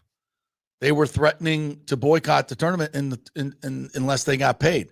Now, I don't know how that finished out, if they got more money or whatever, and we had heard some inklings of that. Yeah. Can you imagine? There was a Final Four game a couple of years ago where the players, it came very close to the ball, the ball is tipped, and we sit down. Yeah. That would not be one shining moment. No. That would not be a shining moment. Luther Vandross would have to go, yeah. The ball is tipped. We're going to sit. That would have been bananas. But it almost happened in a football game. Can you imagine? That is insane. Well, and imagine if it did. This is a sport, college football, that some of my greatest memories of sports are wrapped up in college football games. Maybe my top 10. I mean, it's just ridiculous how much I love this sport. Mm-hmm. And if that happened, it's not going to die. It's too big a business. Yeah. But it's an existential threat to the popularity of the game. I can see a lot of people just going, that's it. I'm done. Yeah. I'm done with these guys. I'm done with these guys. What can the school do in that situation? Were you going to currently not let him graduate? You're going to take away his scholarship? You're going to, if you don't play in this game, you know what? You don't get it. You don't get to graduate. Well, so what? I'm going to the NFL anyway. I don't give a crap. Well, I tell you what they should be able to do. If he signed a contract for $8 million, he should have to return the money. If you don't fulfill the entire contract, you should have to return the money. You can put a clause in there that says that. But is that how they're written now? I don't think so. Nobody knows. We can't see them. Yeah. Which is weird because they're public record. Or if you're dealing with a state university, it should be public record. And I don't know exactly sure how they get around that. But yeah. I wish I could see all these NIL contracts. And, supposedly these kids are asking for playing time, guaranteed playing time, which I still say DJ Ukulele had guaranteed playing time in that contract, or else, Mike Norvell's the worst coach in the history of the world. Right. Nobody could sit there and look at that guy, the way he played, and say, I can't replace him. So whatever. That's just my opinion. Yep. And if that's what's going on, that's an existential threat to college football. But again, I said it yesterday. I'll say it again. The coaches, the administrators, they brought this upon themselves. And somebody asked me on Twitter, will it ever change? It's a long shot. It's a long shot. But to me, you got to have leadership. You have to have somebody step up that has, and the only thing that I could possibly think that has leverage enough to get everybody to the table as one is federal funding. Is that somebody in government, and the government has already forced them, through the courts to create NIL, right? Constitutionally, and the state versus the House settlement is coming to a close, but that's not, as far as I know, is not going to stop the portability, and it's not going to stop NIL. It's going to give money and revenue sharing to the schools through their own revenue sharing to the schools, and allow schools to pay the players directly. What's that going to look like? We still don't know, but it's the portability and the NIL that is the problem right now. Right. And that you don't have that in the NFL because you have a collectively bargained structure between the union and the league. And to me, said this for 20 years, it's going to take someone with leadership to say, all right, listen, if you want to be in D1 football and you want to continue to get federal funding, then you're going to have to buy into this collective that we're going to call the College Sports Collective. And we're going to take basketball and football out of the school's purview, so to speak, and run it as a private entity, as a booster organization kind of does now. And the money that is made there pours back into the athletic departments to fund all the other athletics, like it currently does, but just in a different structure that would allow you to have collectively bargained positions for the players and the administrators. And so you would basically have an NFL model. Then you could institute some type of portability restrictions, like you get one free transfer. Second one, you got to sit out 4 games. Anything else after that has to go in front of a hardship board, right. And that would drastically reduce a lot of this shenanigans. NIL contracts have to be public. They have to be run through the collective. Right. Okay. And you could put some guardrails on those things as well. And you can do that if you have this collectively bargained. If you have, the players enter a union, so to speak, and they, have to abide by these rules, just like the NFL, just like the NBA. It's the only way to fix it. Now, the SEC and the Big Ten obviously are running everything now. They have an advantage, so they want to run everything by their rules and how they're going to do things. So they would have to get on board with the ACC and Big 12 and they would have to be threatened in some way to bring them to the table. And that's the only way I could think of it, is through federal funding. Well, and the only way we talked about what could the school do to the player in that scenario. If there is an organization running all of this and in charge of all of this, then you can hold something over the player, and it could go back to eligibility. Right. You know what? If you don't fulfill your contract, you signed the deal for this year for there's nowhere else for you to go play. Right. Number one, we won't let you transfer because you have not fulfilled your current obligation. Why would a school want to take another chance on you when you just proved that you're not going to fulfill your obligation? So we'll take away all of it, the rest of your eligibility, or next year you have to sit out if you transfer after the fact or whatever. Yeah. So then there's a monetary punishment to go along with it, and that's really what this is all about. It's all about the money. So they have to be penalized in a way that will hurt them that way, either 100%. Not letting them play or make them pay the money back. But the only way that can happen is if, like you said, there is an organization over all of this, controlling all of this, running all of this. Sorry, NCAA, you failed. And then we'll have some measure of accountability for all these kids. Right now, there's none. Right. Exactly. So there has, and that has to come, or else, threatening the college football playoff, a national championship game, it's ludicrous. It's ridiculous. That is insane. Would kill the sport. That wouldn't kill it, but it would. A lot of people would just lose interest. Yeah. The fans would just be like, I'm done with this crap. Kind of like what happened to the NBA. Yeah. All right, we'll take a break. When we come back, TJ Rives is going to join us. We're going to talk some old-time boxing, the 40th anniversary of Hearns Hagler. By the way, happy Jackie Robinson Day as well. The great Jackie Robinson. We celebrate him today. Everybody wears 42. I love that. So we'll talk about that, many more things with the great TJ Rives.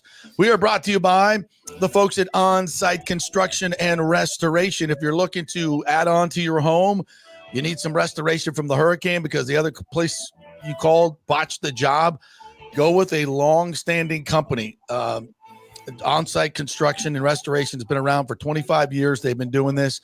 They know what they're doing. They get the jobs done on budget, on time, and that's super important. They also have great creative vision as well. Go to their website, onsiteconstructionfl.com, onsiteconstructionfl.com, and look at all the great projects that they've done. Absolutely beautiful stuff. Fine craftsmanship at a great price.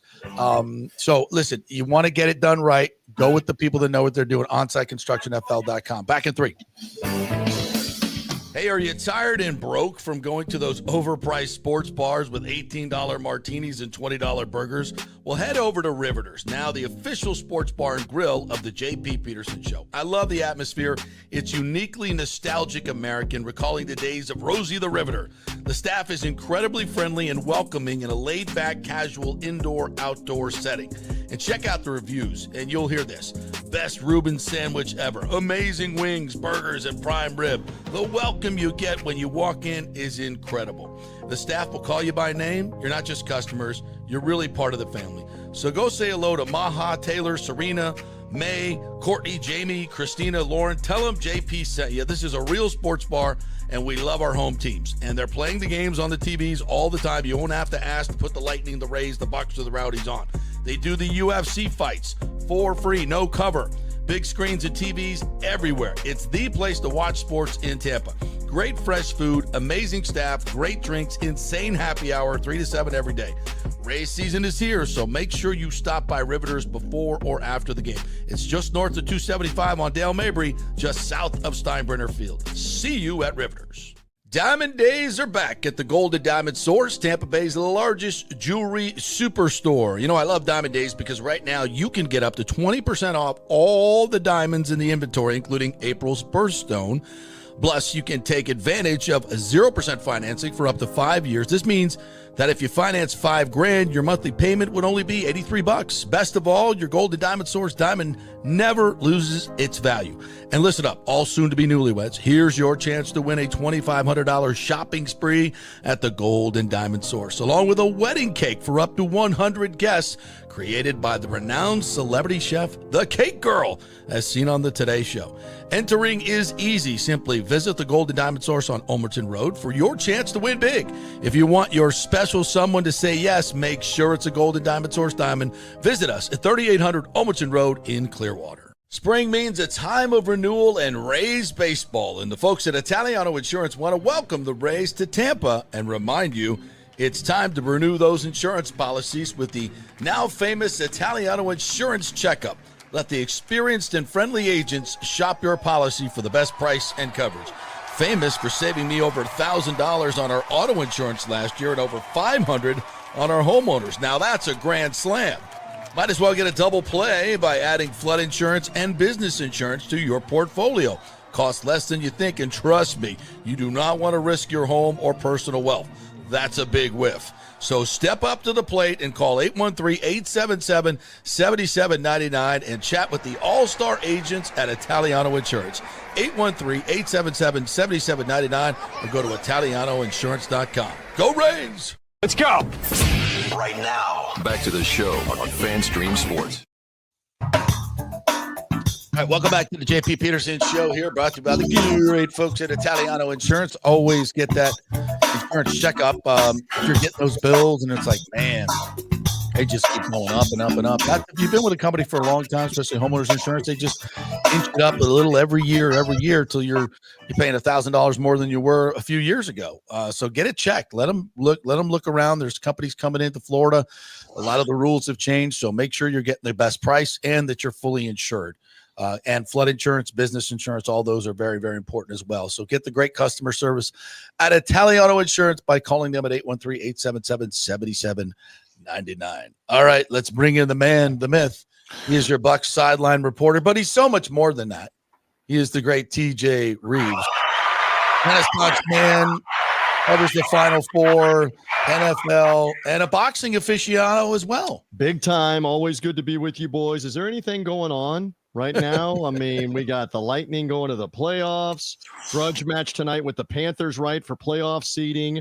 Mm-hmm. We got the Rays batting around, beating the hell out of the Red Sox, trucking the Red Sox. Woo! The metaphor I love is just sat on their back and pounded their face into the concrete for about 3 hours last night. That was enjoyable. Yes. And then we got a historic boxing anniversary today. Timmy, I don't know. Are you a big boxing guy? I can't remember if you're a big boxing guy or not. Not so much. So not anymore. Like I was into it in the 80s when boxing was still a sport. However, if I speak the language Hagler-Hearns, 1985, the anniversary is today. Please promise me, JP Peterson, that we will talk a little Hagler and Hearns before we're done. But I am here still right now at your service, whatever you want to do and wherever you want to go. That's all we've been teasing with your visit is Hagler-Hearns. Hagler-Hearns.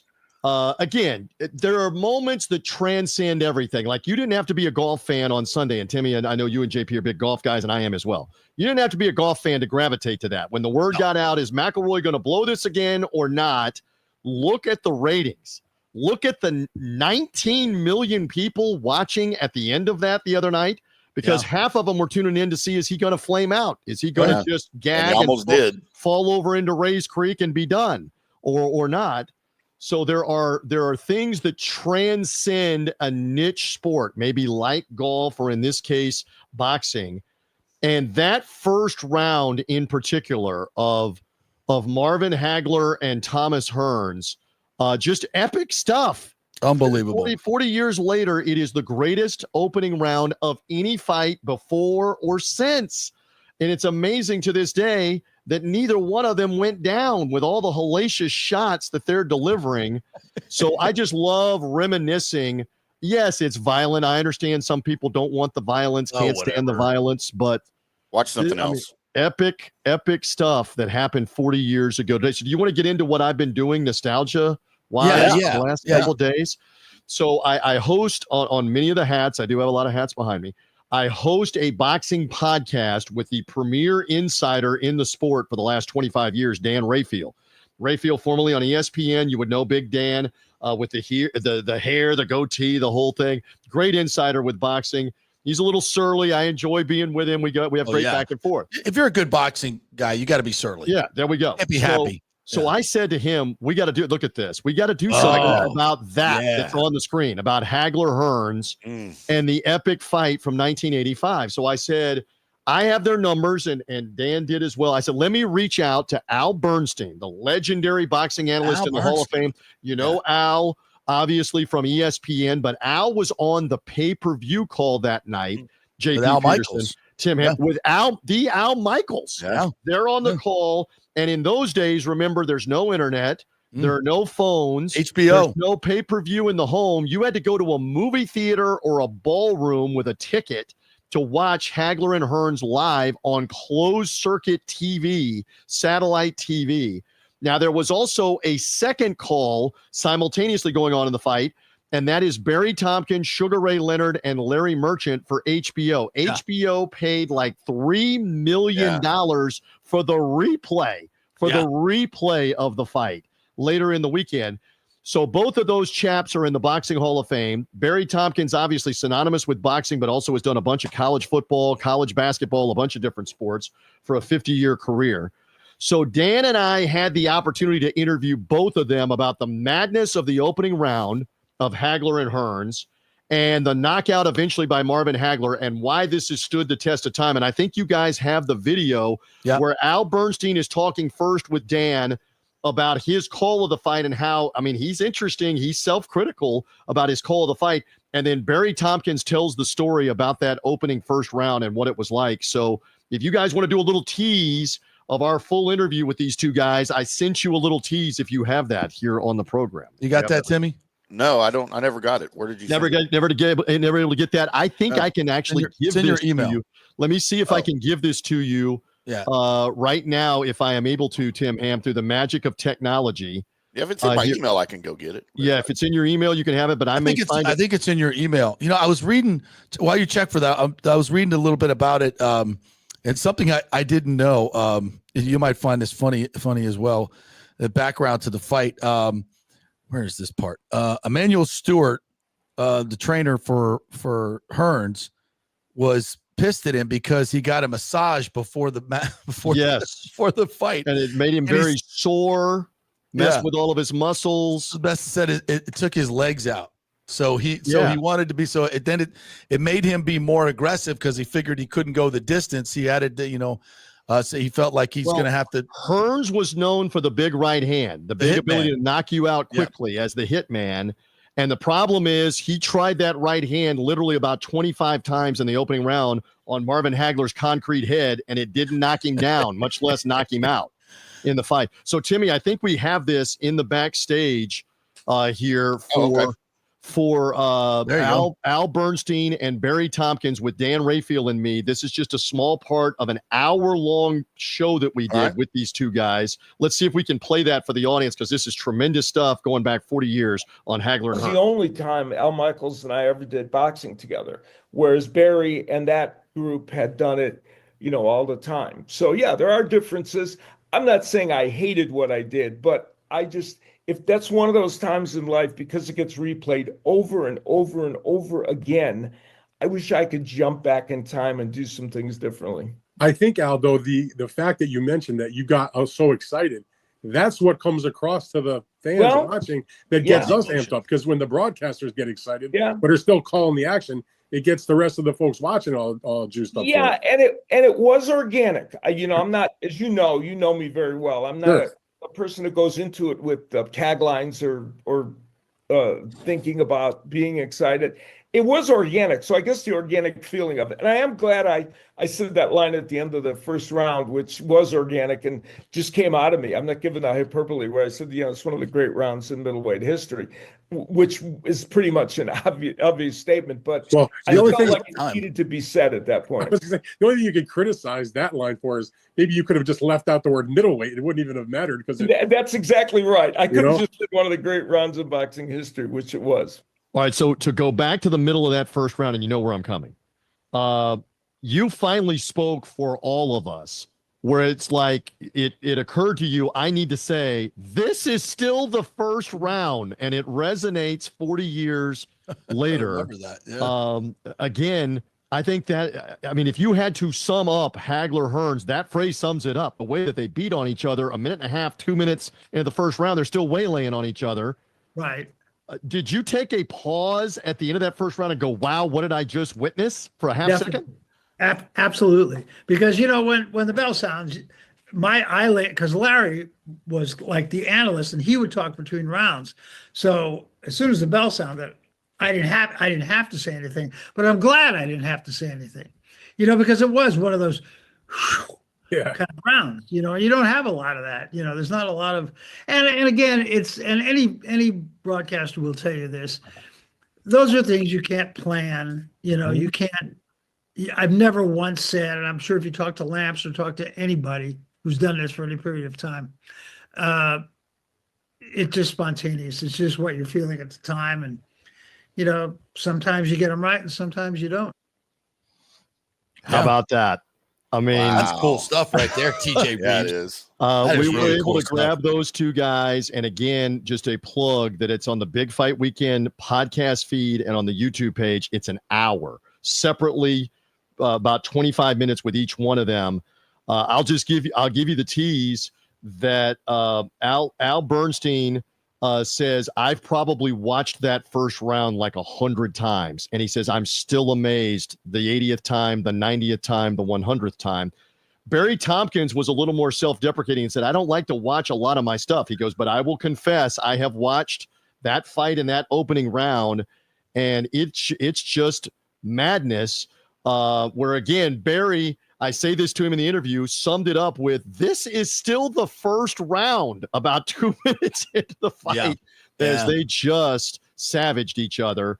And again, I realize for the younger crowd, what are these guys talking about? Go Google it up, search it up. Hagler-Hearns, 40 years ago, gents, tonight.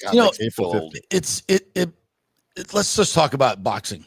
And where the kids don't understand that this was one of, in the 70s, I would say, if you were going to be hierarchy of sports, you had the big three, the NFL, baseball, and NBA, and then hockey's fourth. That's kind of been. The NBA wasn't really a thing in the 70s. Okay, but no, it wasn't. The NBA, and neither was the NFL. That's right. Boxing was almost king. Yeah. You just Muhammad Ali, Joe Frazier, George Foreman. Exactly. That was it. That was the pinnacle of sports. You are correct in that baseball was probably one as the American pastime, and boxing in particular, the heavyweight championship in boxing was two. Bigger than the NFL, as hard as that is to fathom. The NBA couldn't even get on live network TV in the 70s. It was always tape delayed. Yeah. Boxing, they would show those massive Muhammad Ali fights on live US TV. ABC. The Muhammad Ali rematch with Leon Spinks, September 1978. Care to guess, Tim? What would your guess be on TV audience with the understanding it's a different time? There's no internet. There's only 4 channels, ABC, NBC, PBS. All right. September of 78. UHF stations, yes, but the big networks, the knob on the TV. Tim, what would your guess be? Muhammad Ali, Leon Spinks, September of 78 for the rematch in the Superdome. What would your guess on TV audience? Take a wild guess. What would as far as like a share goes, or you want to know? No, actual audience, actual number. Viewers, number of viewers. People. Take a guess. Take a stab. 20 million. 20 million's a guess. JP Peterson, do you have a guess on what the audience was? To your point.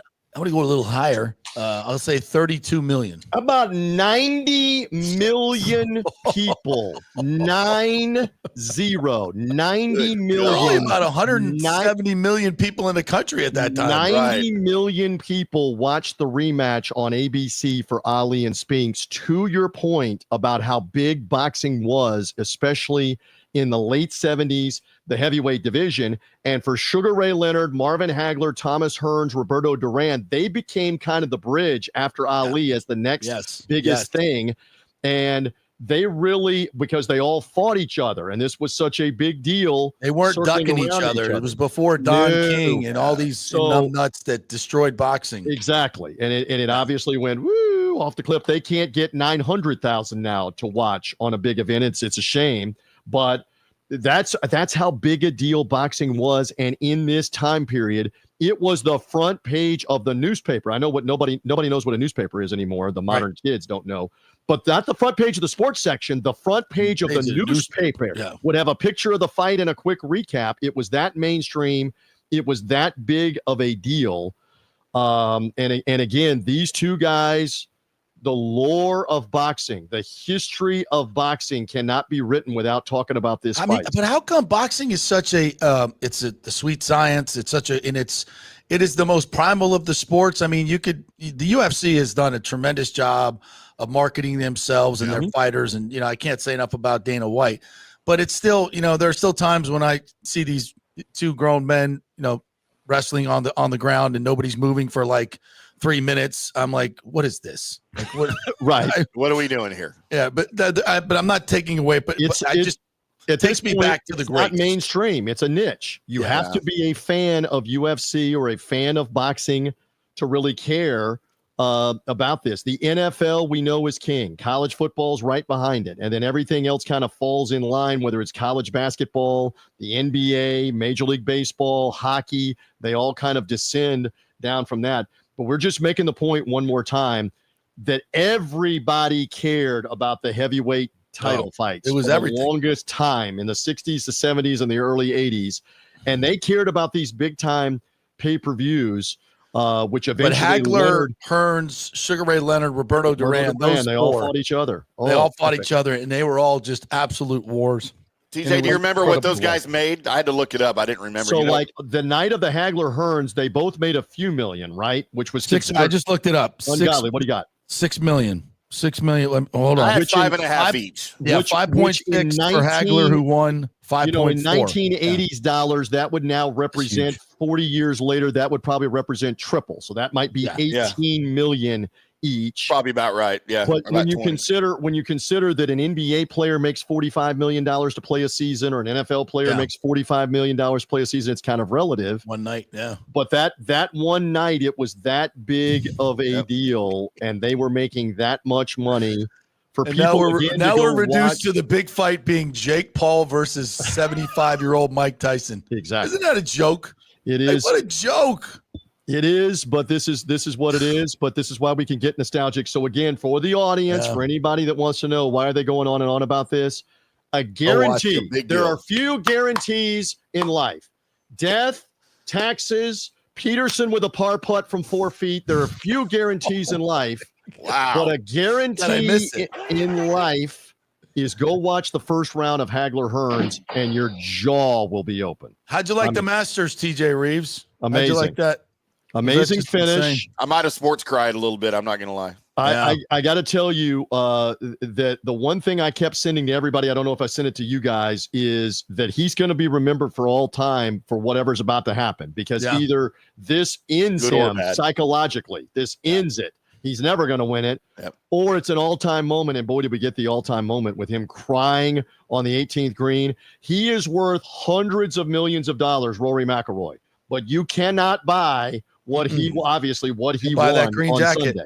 No, you cannot buy that green jacket. Did you guys see the video? It got posted online of him walking into the champions locker room for the first time. I did not see that. Somebody's filming him as he's walking in wearing his green jacket. I swear to God, he looks like a little boy that just walked into a candy store. Of course. He is in awe. Because until that moment, he had not been allowed in there, as great a player as he is. And another fun fact, he gets to take the green jacket with him for 365 days, like the Stanley Cup. He can wear it wherever he wants. He can take pictures, photos, go to events and have it, but then he's got to return it. And the only time those green jackets can wear it is when they're on the grounds the week of the Masters and in that champions area and the champions dinner. There's one exception to that. Wow. What is? Gary Player, 1961. He never brought it back. He still has it. And I think he won it a second time, right? I guess he has another green jacket that they might get to wear. They'll have one there for him around there. And it always made me wonder. And my wife was asking this: if they won multiple times, like Jack Nicklaus, who was bigger earlier in his career, do they have multiple green jackets, or do they only have the one they wear now? And I said that's a good question. I don't know that answer. Tiger's got 5 of them. The late Arnold Palmer had 4 of them. For the ones that have multiple ones, do they have another green? I don't know the answer. I think it's multiple, because think about it. There was in ’63 when Jack won it for the first time. That was Fat Jack. Correct. So that's going to be different than '86 Jack. So correct. but it's still Fat, 63 cool. was a 44 regular. See, 86 was. So according to Masters.com, repeat winners do not get another green jacket. Oh, Instead, come on. The original green jacket will be retailored if need be for the rest of their lives. Need be. I still remember the image. Wow, I still remember the image of Phil winning it, and Phil's in the front seat with his kids in the Dunkin' Donuts drive-thru in the green jacket in Augusta the Monday morning after winning. Classic photo from the Dunkin' Donuts worker taking a picture of Phil and putting it on social media. That whole thing to me, watching Rory, when you go through him, that shot at 13 where the Shankopotamus came out of Ray's Creek and bit him in the ass. Yeah, I could not believe it. I don't forget. I was in between watching it at the bar at Palmacia and then moving to the Lightning game. Through the whole back 9. Catching it. But I was just, when that ball went to the right of the flag, I was like, what the F just happened? Well, you thought, and I thought, here we go again. Going to collapse again. Yeah, I don't know how you recover from that shot. And just 2 holes later, he's hitting a 7-iron from 209 with a 40-yard draw or snap hook, whatever you want to call it. And you saw his reaction. You saw his reaction. He knew that was good. Yeah. He loved was walking after. He was like JP at Palmacia on the par 5s, walking after it, watching it land. What a moment. Baby, go. And I know not everybody's a golf fan, but these things transcend just being a niche sport, and that's why we're talking about this. Love it. Yeah. Love it. And if Justin Rose never does recover to win a green jacket, that'll go down as one of the most closest calls of all time. Of course. And I love Justin Rose. He's one of golf's good guys, man. He's been in the last 2 playoffs because the previous playoff was 2017 with Sergio. The last 2 sudden deaths, Justin Rose was this close and didn't get it either time. How Rory comes back from missing the putt at 18 in regulation. Yeah. I mean, hit that shot on 18 within 3 feet. And wow. I was in that shot. It was like, it literally goes a foot further. It might stay on the top shelf. Yeah. And then it just starts coming back and you're just like, oh my God. What, this is the golf gods. There are moments in sports across the board that you just are going to always remember. And him crying on that green after winning that, money can't buy that, kids. Money cannot buy that. So he's still at this moment, he is. I think he's better than Scotty Scheffler. Oh, for Scotty obviously is, still recovering from the famous turkey incident. That's his hand herpes. So he's still got to play his way back into that. And you look at the Masters, obviously Rory plays so well at Augusta when he's not, in his own head. Now he goes to Royal Portrush where the Open is, where obviously now that maybe that's Ireland. Right. Yeah, he didn't make the cut the last time he was home at Portrush, which was weird. But maybe this frees him up to just win. I mean, can you imagine if he wins a couple more this year, which he's totally capable of? Yeah. He's already having a career. He'll be the favorite at every one of these venues. And by the way, I did look, only 35 years old. It's not as if he's going anywhere the next 2 or 3 years in his prime. I mean, the next 2, 3, 4 years, he should be a championship major level contender every time. So yeah, the lure of that. I know you got to go. The Stanley Cup playoffs that are coming. The NFL draft that is coming. Yeah. We got a lot to kind of look at. Well, you work for the Bucs. Who are we drafting? You know I do that not, you're in the as I often meetings. say, you love me when I say this. I do not have coffee and donuts with Jason Light and the staff. However, I will say pass rusher, cover corner, edge rusher, cover corner. You cannot go wrong as far as I'm concerned. They're not sharing this with me. You can't have enough of those guys. I know you signed one with Hassan Reddick. There's all these rumors. Are they going to get Jalen Ramsey to come play here? Who knows? Yeah. But you can't have enough pass rushers, enough cover corners, guys. You got to have them. Do you mean to tell me that Jason Light does not send out a bulk email to everybody at the 1st of April to say, all right, who are we taking this year? This is what we're looking at doing. No, that actually does not happen. However, we trust him with repeated number one picks that have helped this team out, especially in the later first round. You gotta love that. And then the hidden gems that he's found, from Cade Otton to Yaya Diaby to Luke Gedeke to Bucky Irving in the mid rounds last year. In Jason Light, we trust. So I'm anxious for all of this with the draft, not just the first round on the opening night, but the 3 nights. Yeah, with all of it. Well, that stat that we read last week was about Jason Light. Since 2011, the Bucs lead all NFL teams in games played and snaps taken by draft picks from the first 5 rounds. Say that again for those in the back. So the Buccaneers, since Jason Light took over in 2011, right? 2011. Yep. The Buccaneers have the most games played and snaps taken by players drafted in the first 5 rounds of any franchise. In Jason Light, we trust. That's pretty good. And in JP Peterson, we trust. Keep banging the drum for all of this with the Rays and hopefully new ownership and stadium and all of this. Have you been to the Big Stein yet? I have yet? not gotten in there as of yet. I'm envious of you guys that have gotten in there. Dude, what an atmosphere it looks like, right? I went last night for that roundhouse ass kicking of the Red Sox, and it was a beautiful night, 72 degrees, the sunset in the background. We're knocking balls over.